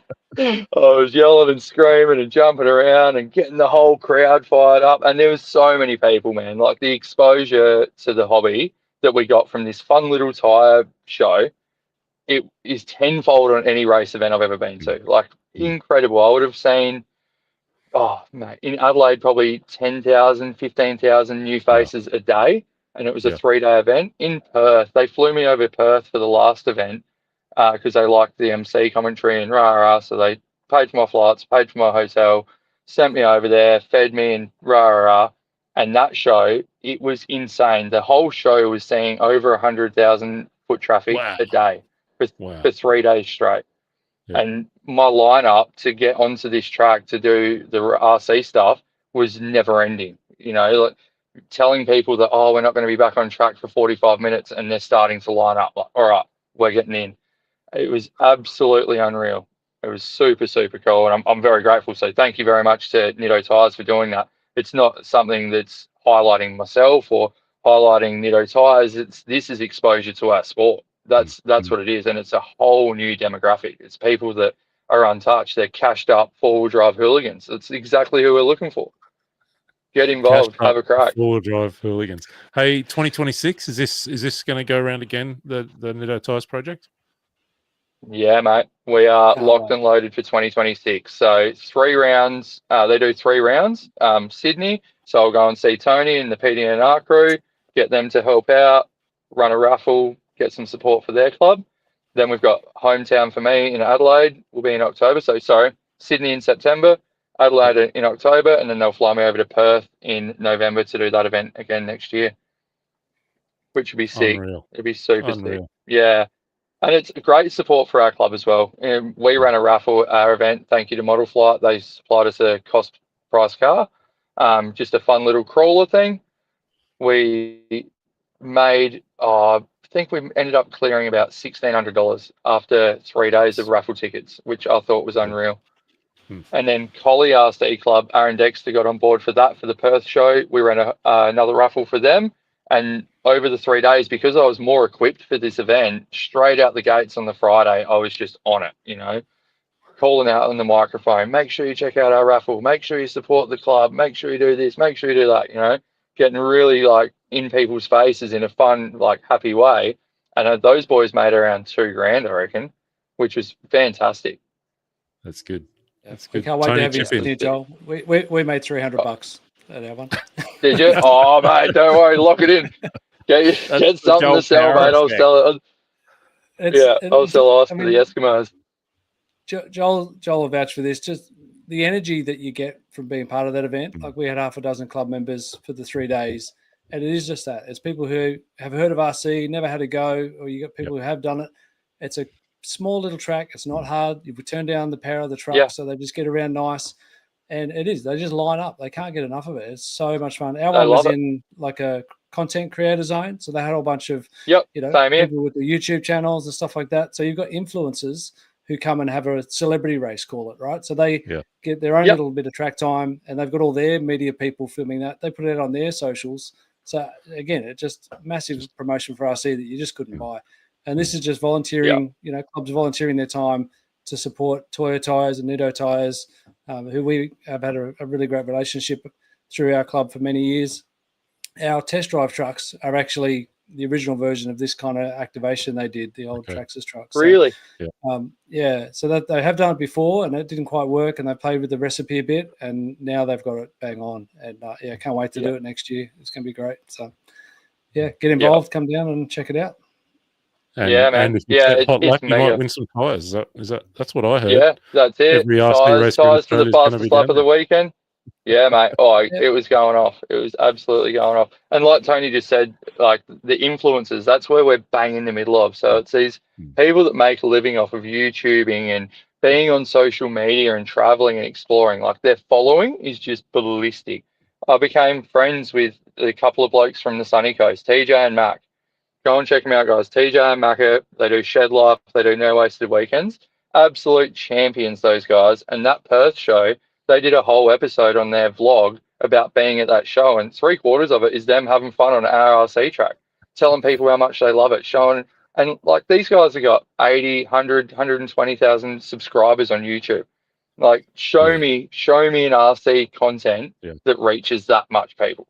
It's non-existent. Well done to both of you and to Nido, and that. Fantastic. Hey, you know what I'm about to say. We're running out of time. We're going to go to some 8-scale off-road awards. I hate having to be the policeman and crack the whip. We're going to go to some 8-scale off-road awards. Same deal. We'll give the Racers' Choice Awards, the media team, and then Joel will come to you for your awards in these 3 categories. Tony, take it away. Yep, sounding a bit like a broken record, I think. I've got a feeling we may all agree. But as you can see, the driver's choice for the event of the year for 8-scale off-road is a runaway winner. And it come as no surprise, it was ABC Pine Hills. So congratulations to Scotty and the team at Pine Hills for another cracker event. Yeah. Man. Matt, media choice, where do we land here? We'll kind of split, as has been the theme of the evening, between, Pine Hills ABC and also Bateman's Bay Nats. Pine Hills ABC regularly every year is the biggest 8-scale event in the country. But it's also one of the bigger clubs, whereas Bateman's Bay really punching above their weight. And I know we gave them an award, I think in our first year, for the effort they put into the 10-scale New South Wales states, I believe. Yeah. But they went absolutely above and beyond that for the Nats this year, and it just absolutely sucks that they didn't get the proper finale that the event really deserved. But I don't know about you guys, but I'm tending to lean towards that one this year because they just knocked it out of the park. Brad's a good friend of mine. I know the amount of work he put in, and Maria and Tyrone and the other crew down there. Massive effort for a tiny regional club. So well done, and baby. that boomerang feature. On the boomerang through the middle. Great idea. So sick. Yeah. How about for you, Joel? Event of the year for you, Joel? Yeah, I'm going to agree with you on that one, mate. I think the Bateman's Bay Nationals was epic. It was really epic. I think coming into it, seeing the warm-up raw speed event before it, and then there was just so much controversy online. Do you remember that? It was like, what's it going to be like? What's the surface going to be like? Are you oiling it? Are you not oiling it? I feel for those guys, man. The poor committee just be getting flogged. Getting flogged by it, yeah. Oh, dude, the gremlins of the internet. And then we rock up, man, and it was sick. It was so sick. The track it wasn't gnarly, but it was still technical. It wasn't too hard that you couldn't drive it, but it kept you on your toes. I just thought it was mega. And then for that committee to pull off that many people being at their club, nailed it. Big shout out to all of those guys. And a huge shout out to the canteen ladies. I didn't thank the canteen ladies in my sportsman speech, and it's been eating me up ever since. Right. Redemption right now. Yeah, I'm getting my redemption back right now. So, Brad, Murray, if you're watching, legends. Thank you. Well done. All right, let's go to Driver of the Year. We'll go back to you, Tony. All right, Driver of the Year for 8-scale off-road. Standout performance again. It'll come as no surprise. It's Alex Bernardzik. Congratulations, Alex. Yeah. Round of applause. Yeah. What's happened to our sound effect? Applause, Tony. Where is it? There we go. One job. 2 jobs, but you're failing at one. There's been a few. We've talked about some of these guys already, haven't we? That have put in good performances. Matt, where did we land with the media team award? Same again. pretty predictable. Yep, fair enough. Split between Alex Benadzik and Christian Molitor. Yeah. How do you split those two? Well, I think given this You go year, to Canberra. You go to Canberra in March. Yeah. yeah. Christian's drive at Philippine Masters, and his epic battle with Peiko. Yeah. I think that puts him just a nose ahead of Benadzik Very this good. year for us. So well done, Christian. Very good. And Joel, for you, who's your driver of the year? Oh, mate, I'm going to agree again. Yeah. Alex is a standout driver every time I watch him. And not only is his driving fantastic, I think Alex is probably the most respectful top driver that we're lucky to have. His etiquette is fantastic, man. Yeah, his etiquette's unbelievable. And I'm not saying that everybody else isn't, but that guy will throw away the lead to make sure that he redresses as suit, which I think is a really good role model. But Christian's drive at ABC and Christian's efforts this year, that guy is a robot in the mains. It blows my mind every time. He rarely gets this big TQ and fastest lap and rah, but when the gate drops, mate, the elbows are out. He is a weapon in mains. So his drive at ABC he got my vote. Good. That leaves us with one award for the 8 Scale Off-Road category. That is our one to watch. Tony. Yeah, 2 contenders in this one, but a lot of nominations. So congratulations to TJ Kripiri, the 2025 one to watch. Yeah, on a great trajectory and getting better every time we see him. And him and his dad do a great job, working hard, learning lots, and look forward to seeing what they can do next year. Yeah, we look forward to that for sure. And that very special track they've got on under the shed at the farm. I'm still hanging out to get out there and have a go at it. Yes. Yeah. Matt, Media Team Award for the one to watch. Yeah, well, we actually went different this time. I think we had TJ last year, didn't we? I think we did. As the one to watch, and Phoenix is always there in that conversation. We've gone. Correct me if I'm wrong, Joel, but were these 2 your sportsman buddies, Riley Lander West and Elliot Grierson? Yeah, they were, dude. That the 2 guys that you took down? Yeah. Yeah, it is. Well, they wanted it. They got it. Yeah. Well, we think flip a coin between those 2, and you have your winner there. Both those young men are doing a fantastic job. I specifically see Riley a lot. And his dad Chris get around a lot of events around New South Wales. So personally, I'd go with Riley, but man, it's a hard split between those 2. Yeah. How about for you, Joel? Who's your one to watch? Yeah, one to watch always for me is Zach Foster. He's unreal. His pace is ballistic. His mains driving when he's not flustered and overwhelmed or just at a massive event, like the Zach that I see do mains here in Adelaide versus the Zach I see do mains at a ABC or at a Nationals, he's just developing. He's coming too, and when that confidence hits and strikes, he's going to be a top guy. There's no 2 ways about it. But my up and coming ones to watch are exactly the same. I think Elliot and Riley are animals. I think they're awesome. I really do.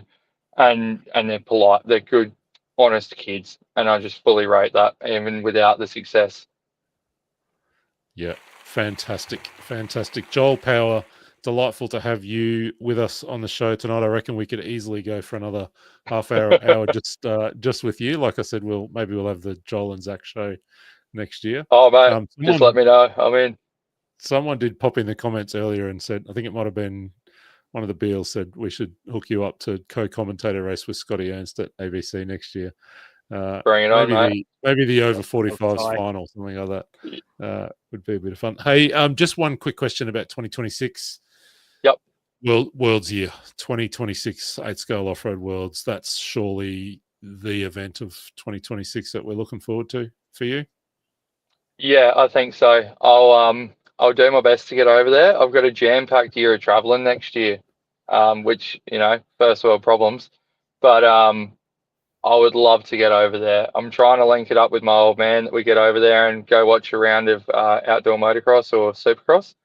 Nice. Through the AMA, because I couldn't go to America and miss out on that. But yeah, that event's going to be mega, man. And I would love to go over and see like Ryan and Walker. I met them at not this ABC, but the one before, and have stayed in touch with them. They're actually legends. I've got heaps of time for Walker. He's a funny guy. So I'd love to go and see them on home turf and hang out with the boys and do that. Definitely on the cards.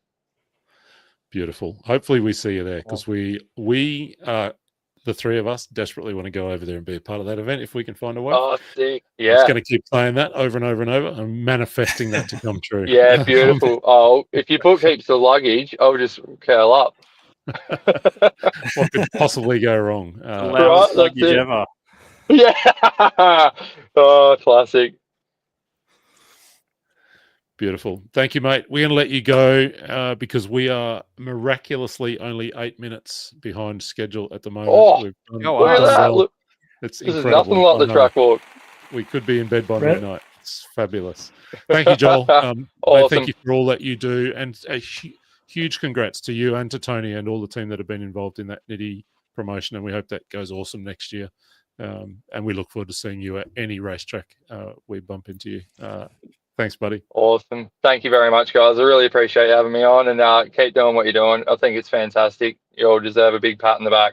It's wicked. I've been watching all night, even the guys beforehand. It's been fantastic. So thank you, gentlemen, very much, and all the best. I'll see you soon. Good on you, mate. Thank you. That's Joel Power. There it is. There it is. I knew you wanted it, Tony. I knew. Take care, legends. Cheers, buddy. See you, That mate. is Joel, one of the absolute characters, one of the genuine good guys in the sport here in Australia and around the world, and delightful to see him over in Manila. If you didn't catch that coverage, we set him loose with a camera and sent him off into the pits to do one of the best pit walk segments that we filmed all year. So thanks, Joel, for hanging out with us. He tried mango apple, or there was some local fruit delicacy that he tried live on camera. So yeah, or something like that. Only he could do that. Yeah. What a guy! What a guy! Speaking of what a guy, that leaves us with one guest left. We've kind of wrapped up our Australian tour. Now we're going to take a wrap around the world. And who better to join us than our very good friend, the one and only Scotty Ernst. I saw Mr. Ernst pop in. There he is. Scotty, welcome. Hey guys, how's it going? Welcome to the show. How are you? I'm doing well, thank you. How are you guys? We're having a good time. And somehow we're not even that far behind time. 2.5 hours into the show. It's wonderful, we're pretty but close. I got to say this. I got to say this out of gate. It is not fair to put me after Joel. He's way too hard to follow. He's a legend and he's awesome. And yeah, just is there a guy more passionate about the hobby than him? He's the best. No, there is not. He's fun and he's funny and he's genuine, heartfelt, like all the good things that you want in someone, mate. It's been a monster year for you. We want to do a bit of a kind of a what's happening on the world scene, but you know, without going, how many? What have you been? 30 weekends or something you've been away this year? But give us a couple of highlights of places you've been around the world in 2025. Oh man, it's been an incredible year. For all of us, you guys have been at my side for many of them. The ABC was a tremendous success. Really rolling off that first year to the second year was tremendous, where it was just talk of the 8-scale world. Everywhere I go, people were asking about it, and sponsors are showing interest in the industry, really taking a look at it. And it's great for the region and 8-scale buggy for sure. Been a year with a couple great world championships and a Nitro on-road kind of thing. So that's been really good. So it's been good all the way around. We had a long chat earlier in the evening about the 10-scale worlds, and I don't want to kind of rehash all of that, but you were there, you were a part of that. You got the unique opportunity to both be a part of covering and calling the event, but also to race in it and to race in it alongside your family. So just, reflect for me a moment about that World Championship experience for you. It was epic on many levels. From our side as a media team, I think there has never been a better coverage of any RC event ever in the world. I say that proudly because, I know all the hard work that you guys have put in behind the scenes to make it happen. And then the race itself from the club there, it was just epic. So that was a great side. And then because of the kindness of Tony and Matt allowing me the chance to race, I got to do it. And I kind of feel bad that I didn't see it right away. And, I hit Tony up probably 2-3 months before. I said to Tony and Matt, I said, hey, man, my family's coming down. Can I get, some time out of the booth to do this? And it was great to be able to do that race with my daughter and my son-in-law. That was great. But to be able to get firsthand experience on the track and then bring that into the show, I thought was pretty priceless and something I've never had a chance to do. I've been blessed to commentate quite a few World Championship, but that was the first one I ever got to participate in as a hobbyist, and it was really cool. And I thought brought a great angle into our commentary. Yeah, it was cool, and it meant that I got to go in the commentary booth while you were out racing. So it was win-win-win, right? I got to comment on World Championship for a little bit. I want to think a little bit about a few of the things that have been happening around the world this year and get your perspective on them. I'm thinking about the first ever 8th scale e-buggy World Championship. So that's been a numerically really strong category in our sport, and it's certainly at club level. Many parts of Australia, it's much bigger than Nitro, but that's the first time we got to do a World Championship for that. What did you make of that e-buggy Worlds? I was really happy for the industry that it really got legs and really became such a spectacle for e-buggy. If you rewind even 6 months before the Worlds, there was a lot of people talking like they're not going, and then 2.5, maybe 2 months before, it really got some traction and everybody's like, okay, we're going to this. And then as the race happened, it was epic on all levels. Great club, great facility, and spectacular racing. So it was really good for that segment to really have its marquee spotlight event.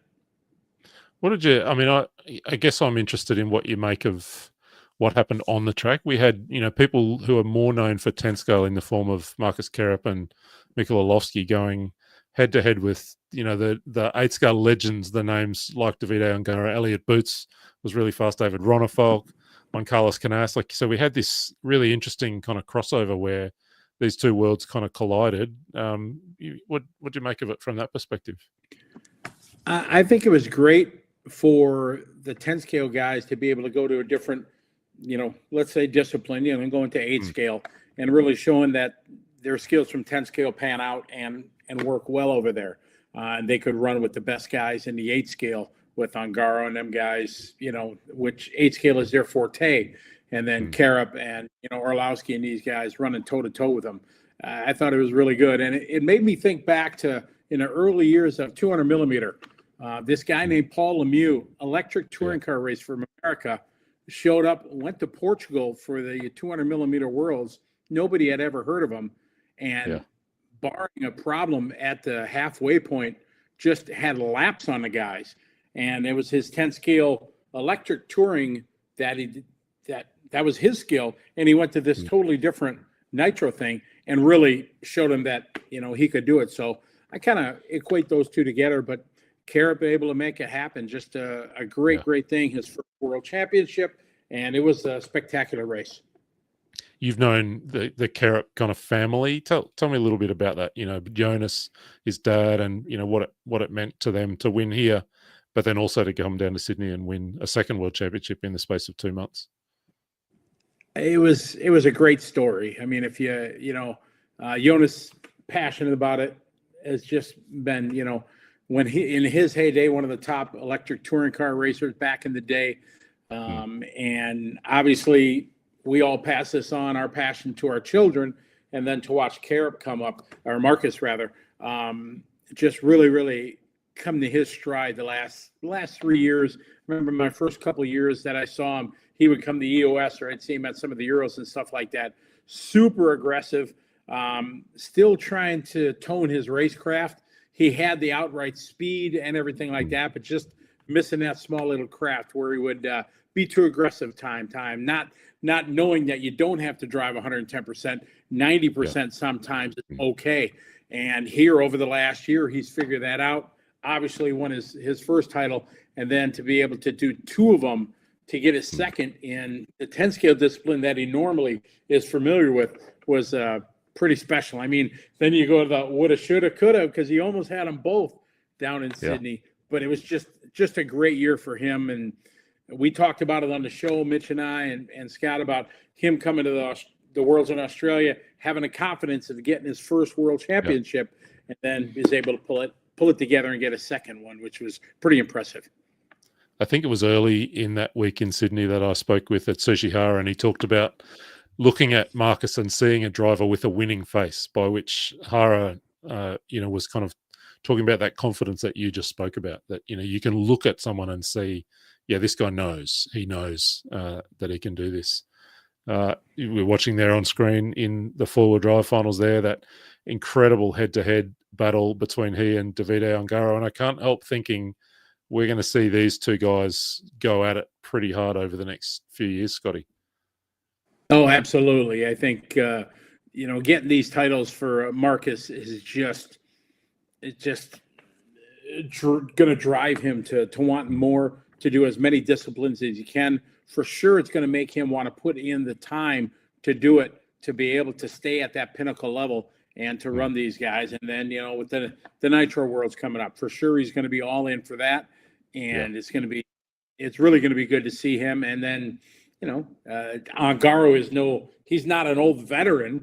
He's a like 24 or something, isn't he? Yeah, exactly. So, he's three-time, back to back to back.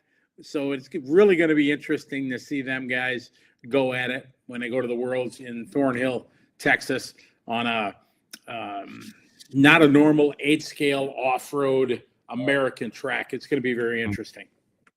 We have to be there. we have to be there for that race. Sure. I know what you're talking about, guys. We've talked about it. So let's just talk about that. We'll come back. I want to talk about the on-road IC Worlds, the 8-scale Worlds we've just seen in Chile. We'll come back to that. But while we're on this, on this topic of what is the road to the World Championships in 2026 from an 8-scale off-road perspective, you just talked there about Carrot, about Ongaro, but this is on home soil in America as well. We've got people like, I guess Ryan Mayfield, is this maybe his last best chance to win an 8-scale Worlds? Dakota Fenn yet to win a World Championship.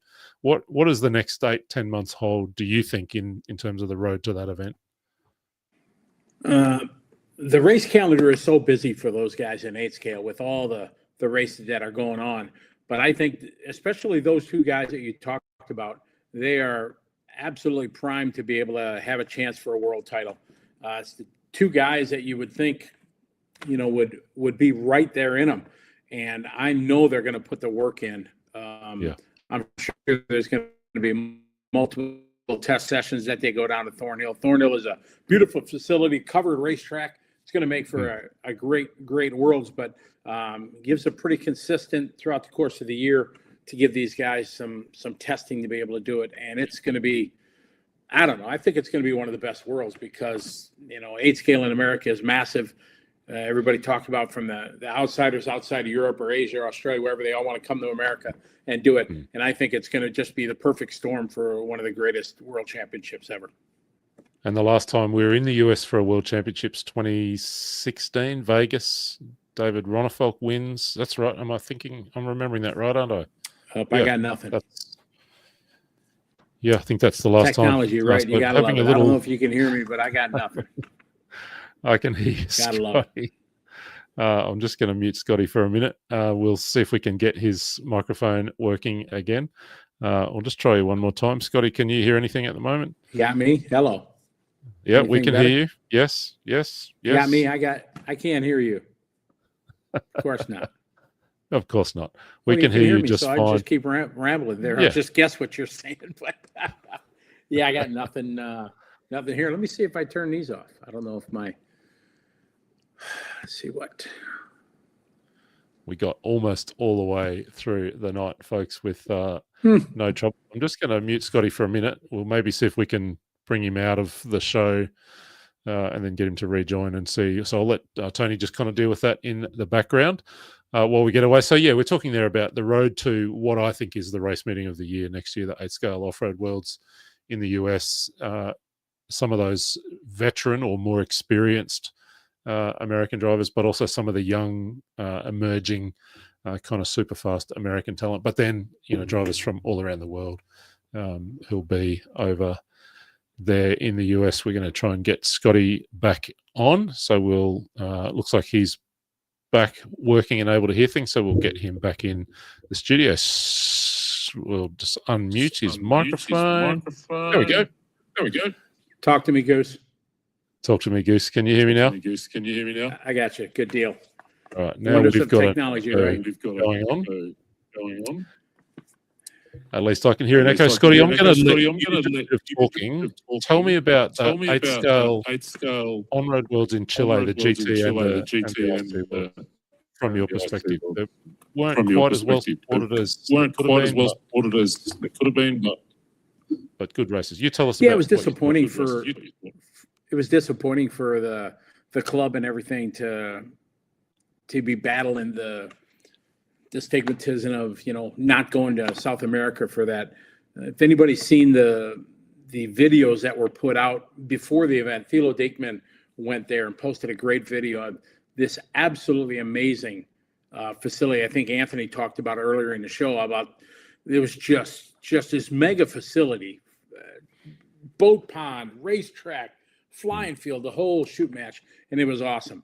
And it ended up, for the people that went there, it was a fantastic world championship.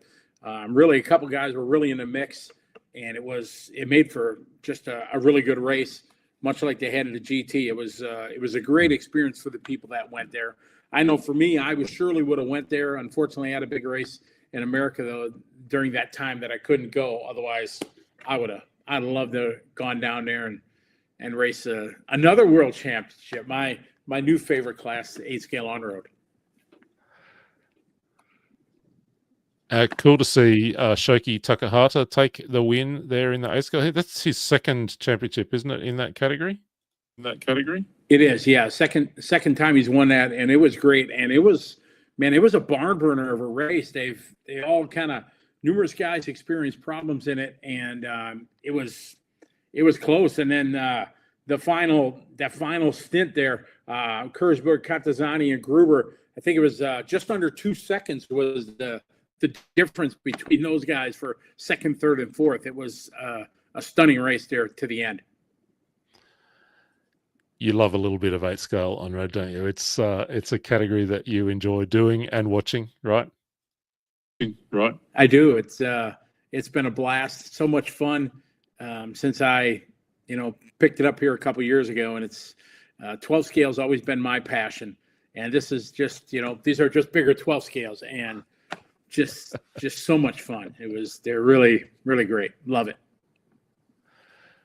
We're continuing to have a little bit of technical issues here with some echoes coming through, so we'll just juggle here as best we can. But Scotty, I want, speaking of 12 scale, let me ask you about the worlds that are coming up in 2026. We're going to be over in China. We've just seen some warm-ups there in the last little bit as we get some footage on screen now from those 8-Scale worlds. But tell me about, what you're looking forward to about this touring car worlds in China and the 12-Scale worlds, which feels to me like might be one of the best 12-Scale worlds we've had in quite a while. What are you looking forward to there as we head towards China? With you completely, Scott. I think it's well documented, this amazing facility that they have in China, and it's going to make for I think a fantastic world championship. 12 scale has kind of been up and down the last couple of years with not massive turnouts and things like that. But I think being over in Asia, I think you're going to get a really good turnout, strong from the Asian communities, from the Japanese drivers, China and Hong Kong. I think are going to make a good showing. All the top Americans are planning on going, and they obviously have a facility that can really, really make it happen. Social media comments from Jan and from Mikhail and the guys that are over there right now, but they're testing over there. But over the last couple of weeks, has been all positive. So I think it's going to be something really special. What else are you looking forward to in 2026? Where in terms of your own race series that you're involved in, Asian Buggy Champs, Refires, Asian On-Road, will be back in Korea, but also the Euro Touring Series and Euro Off-Road Series. Tell us a little bit about, what else you're looking forward to next year. Sorry, Scott, I lost the first part of your statement. Could you say that again, please? Yeah, just wondering if you can give us a bit of a tour through what else you've got happening next year and what you're most looking forward to outside of those Worlds events we've already talked about. What else is on your radar? We have our ABC series. That's going to be really exciting. I was at this weekend. I went to Malaysia for their international buggy party and got a firsthand look at Lap Paradise. And wow, what a facility that is! They've been David and Ken, the kind of guys in charge of that facility, have been talking to me for many years.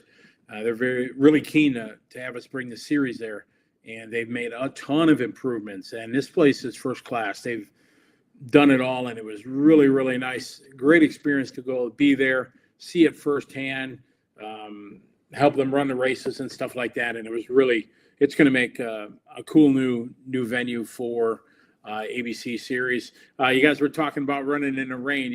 Rain has not been our best friend in 2025, but there in the Truckee, man, it started coming down. And I was announcing it. I talked to Dave. I says, "What do you want to do?" I mean, it was a downpour. They have paid marshals, and they have the infield areas much safer than if we compare it to like Philippines and stuff like that. It was pretty flat and things like that. So the trucks were able to, they had enough traction going around, and David told me we're going to keep them going. And it made for a great race. Joel mentioned about the rain when you guys had at the Nationals or whatever track he was talking about. Some guys coming through the field that, taking advantage, the Ayrton Sennas of the off-road world, where the rain was their forte. And it rained for about 10 minutes, rooster tails coming off the tires, but they had enough traction to get around, make all the obstacles through the track. So it really made it very interesting. So we had a 45-minute final of dry, rain, wet, then dry at the end. It made for a great race. So that's going to be a cool addition to our race series in April. We're going to kick it off in New Zealand. We always have a great time there. Shane and the guys at County just do a top level job there. We love going there all the time, and looking forward to kicking off another great year. And everybody talks about it. The ABC this year is going to be big. And then I get to do a couple other big races around the world. Our ETS series is rolling well. EOS is kind of getting a second lease on life, if you will. We're going to be able to make a return to the Hootie Arena. So we're going back to the Hootie Arena this year, which we haven't been there for a few years. So got a busy year planned ahead.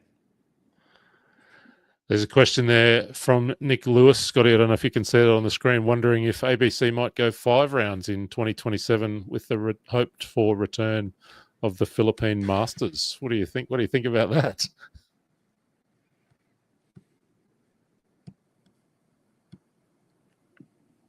Lost him again. Having some audio troubles here, folks. Got me back? Yeah, I got you.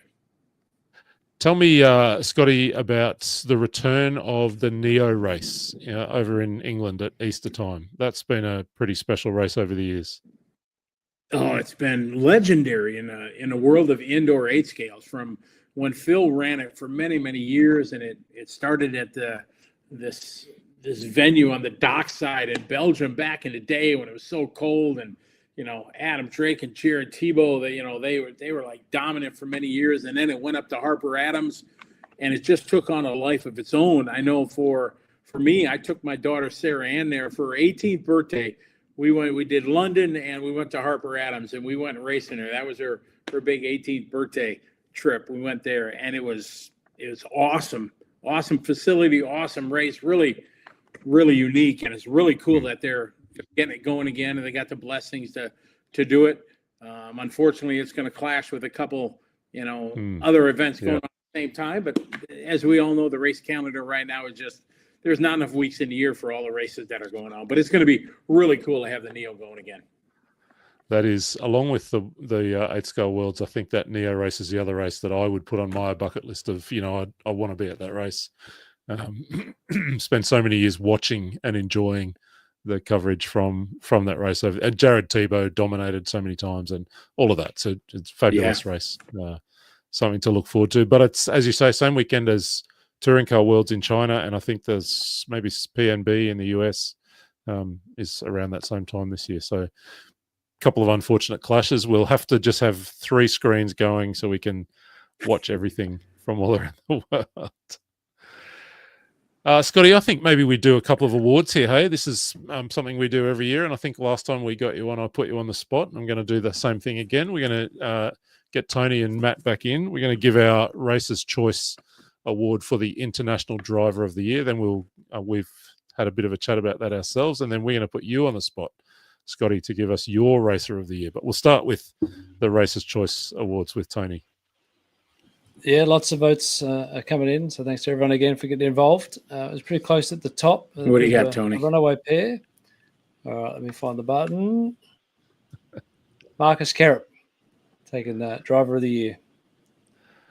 Oh, I hear you, Scott, but I lost Tony. So we've got Marcus Carrop, the International Driver of the Year.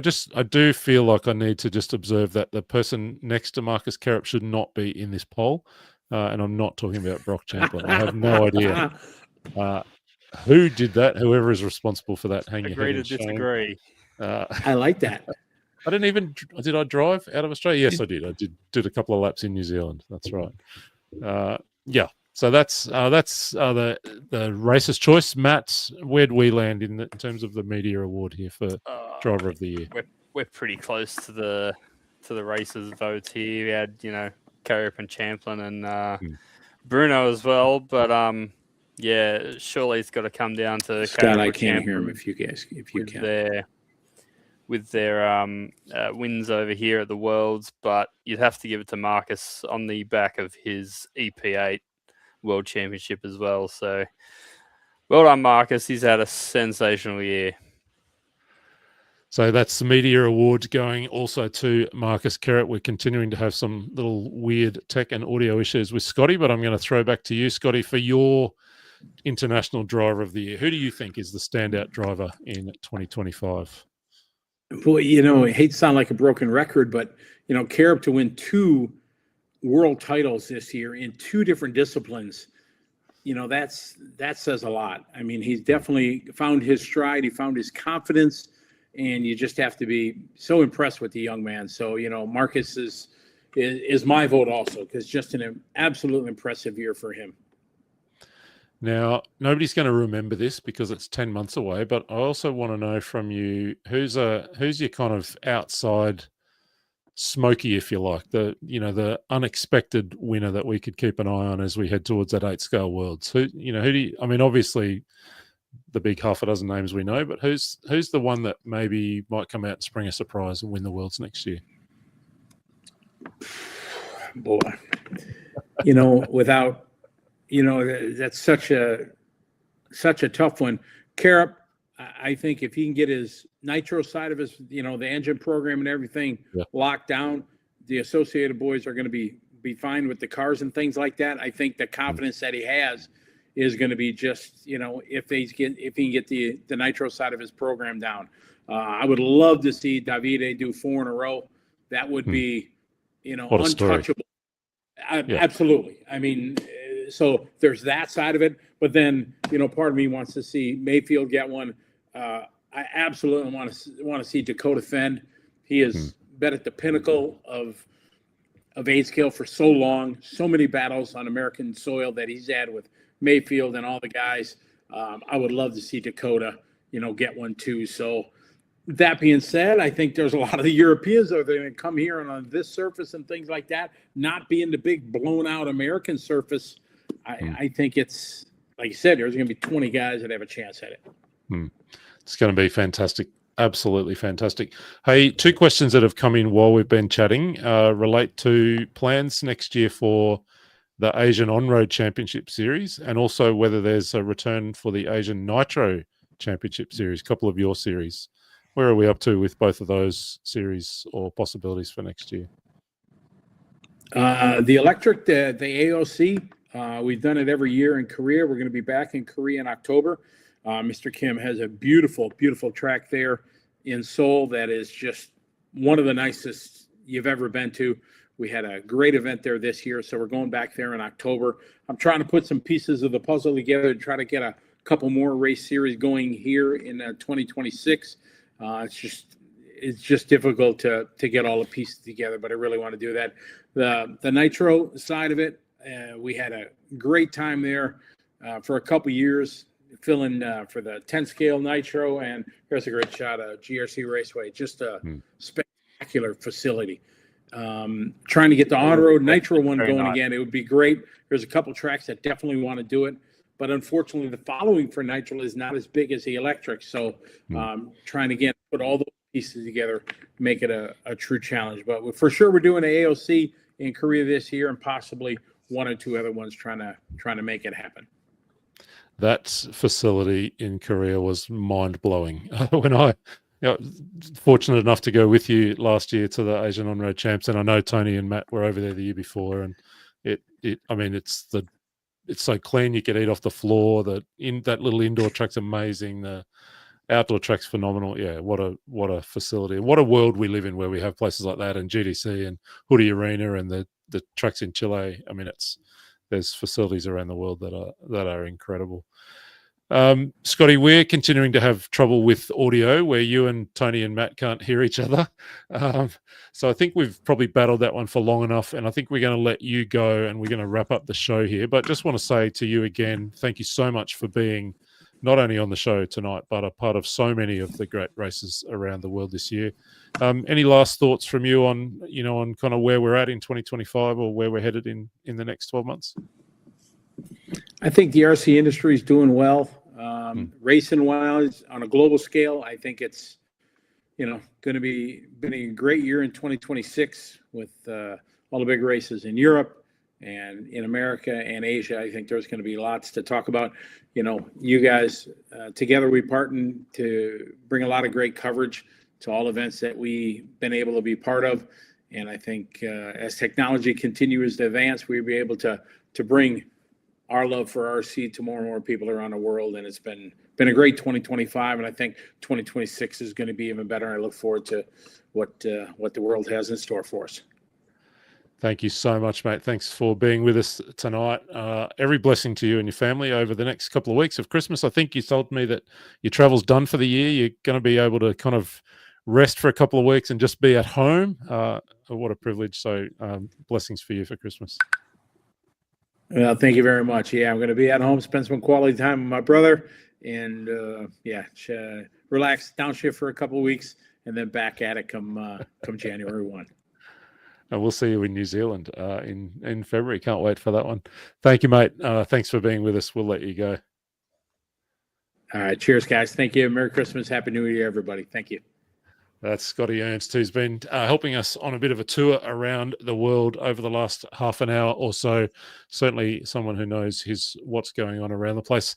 Tony, Matt, we've been abandoned by Mitch. We've made it to the end of the show. I think we are pretty much on time.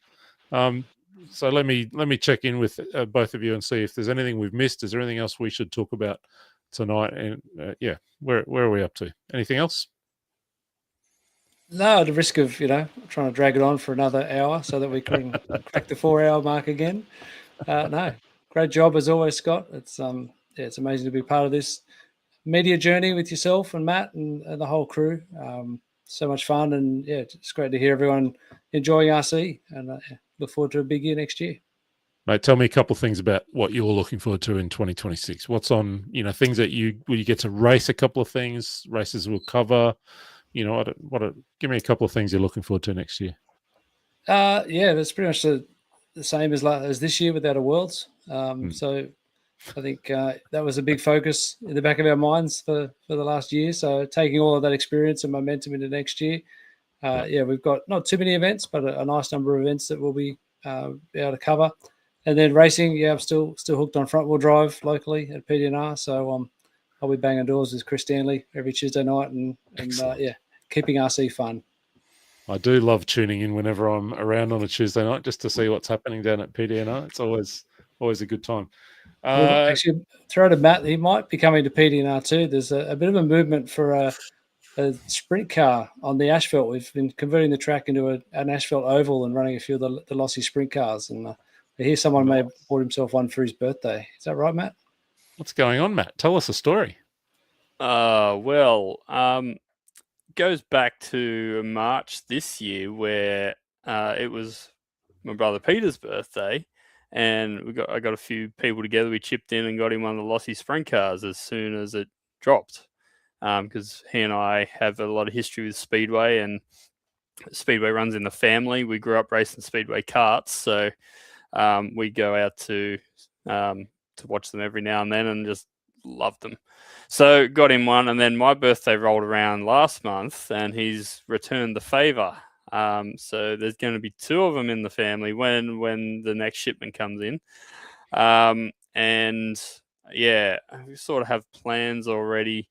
I couldn't get the coloured one that I want, so I've been talking to Chris Stanley, Mr. Mob Boss, about getting a custom livery made up. And I won't say what yet, but it's got something to do with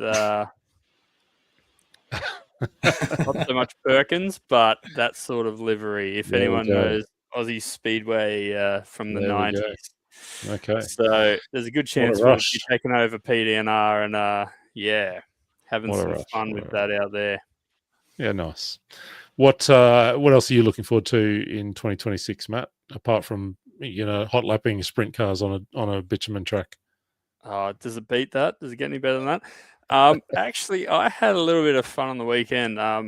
If you don't know, my partner Bowie has a property a fairway up the coast from Sydney, and I took my old 8-scale Armour Creighton Truggy up there over the weekend and got it out for about the first time in about 4 or 5 years, and gave it some love and had an absolute blast splashing around the paddock up there. So I think I want to do a bit more bashing. Actually, did you do some sick whips, Matt? Did you do some sick whips? No, need some jumps up there. There wasn't anything. There's only one small jump. Plenty of crashes, and trying not to run the dog over. But that's sort of where I started off before I started all the racing stuff. So I think I want to do a bit more of that. And I did manage to get back out on track last month as well. Yeah, you talked about Southern Highlands. And I really enjoyed racing on the Astro. It's becoming a bit of a thing for the Sydney crew that everyone seems to be enjoying the Astro. So, wouldn't mind getting the 10-scale buggies out a bit more, but honestly, do not want to do it at an event we're doing media at, because I've done that a couple of times and it sucks. Try to do everything. But something like I said before, something might come out for Vintage Bash next year if I can get my hands on the car I want. So maybe a little burn down there as well. That'd be good to see. I'm seeing teasers of on-road Vintage Bash too, just getting people excited. So been a bit of discussion. There was a heritage class run at Bayside a couple of weeks ago, pre-2006 cars and body shells, and Silvercan 540 motors, I think. There's a race at Geelong, I think, coming up. Is it Geelong that's coming up where they're running an TFTR. TFTR. Yeah, TFTR. That's right, at the Masters in January. Yeah, right. They're talking about running a heritage class. And then the Vintage Bash on-road Facebook community has started to assemble. So it'd be interesting to see. What that all looks like. I'll have to find a Schumacher MI3 or something like that to work out what the cutoff is. Yeah. What about yourself, Scott? What are you most looking forward to in 2026? I've been sucked back into 10-scale off-road racing, so I'm looking forward to. I've had one kind of clubby with a car that I've been building and reviewing, and really enjoyed that. And so I'm going to try and get to Chargers, my local 10-scale club, and do a bit of running. I may be able to get to the Queensland Champs and have a race at that, which would be my first state champs race in a few years. And I think even the Queensland 8-scale champs might be up in Toowoomba, and I might be able to make it to that one as well. So hopefully get on track a little bit. And then otherwise, all the places we go. Really looking forward to going to Malaysia in April to Lap Paradise for that one. that race. That place looks pretty epic, and I think that'll be, whilst we all are very sad not to have Philippine Masters in the schedule for this year while they build a new track, that Lap Paradise facility in Malaysia looks pretty cool. So it's like it's going to be a good replacement for this year at least. Yeah, good event. I'm actually very much looking forward to going to Korea again, doing AOC in Korea if that happens. Unfortunately, didn't end up doing the stream this year. You were lucky enough to go, but we went last year, but it wasn't quite finished yet. So we could see it was pretty close, see the potential of the joint, but to go back and see it in full flight and just experience Seoul again would be awesome. Absolutely loved it last time. So my first ever experience of Korean barbecue at a well, it's not Korean barbecue in Korea, it's just barbecue. It's just regular barbecue. Did you have the bulgogi? Yes, we had it all. I'm sure we had every single thing. We had so much food. Yep. Gentlemen, I think it's probably time. It's 10 p.m. here in Brisbane, which means it's 11 p.m. there in Sydney and Melbourne. And I reckon that's probably enough. So to both of you, thank you. And to Mitch on the mic, who soldiered on despite his 3 a.m. wake up for tomorrow morning. Thanks to you guys for helping us. And especially big thanks to all our guests. Let me just go back and kind of run through them one last time. We're really privileged to have people join us to share some of their own stories and to talk us through the year. So Ari Barkla, Peter Cooper, Chris Mitchell, Anthony Wasson was with us, Joel Power, and of course, Scotty Yates. Big thanks to all of those. And we go right back to where we were at the start, which is a big thank you to all of you who've shared your stories with us over the year, who've helped to put together the events that we've been able to be at and those we've watched from a distance. So all of the clubs, the volunteers, the industry, the community of RC. It's been a fabulous 2025. Of course, the highlight being that World Championship event, something none of us will ever forget, I don't reckon, and something pretty special. We look forward to all that 2026 holds. For now, though, from Matt and Tony and Mitch and I want to wish you and your families all the best for Christmas. Have a happy New Year. Get those Christmas presents out from under the tree and get those new cars built and go racing next year. From me, from us, that'll do. Thanks for being with us tonight. Every blessing to you and your families. Good night.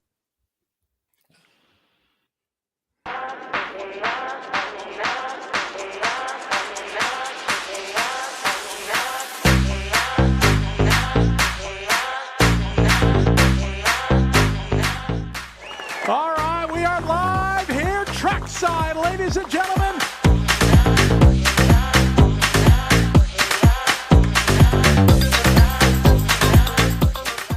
And we are off and rolling A-Main number 2 here at the 2025 IFMAR Two-Wheel Drive World Championships presented by Team Coyote. Brock Champlin, champion of the world. Yes, thank you.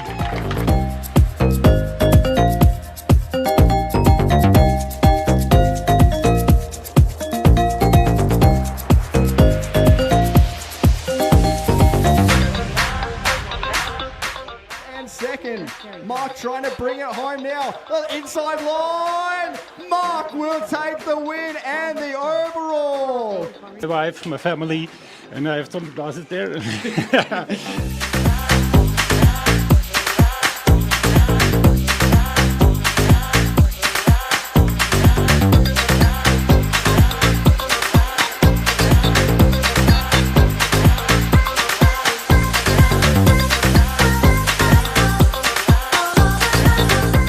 They hit the line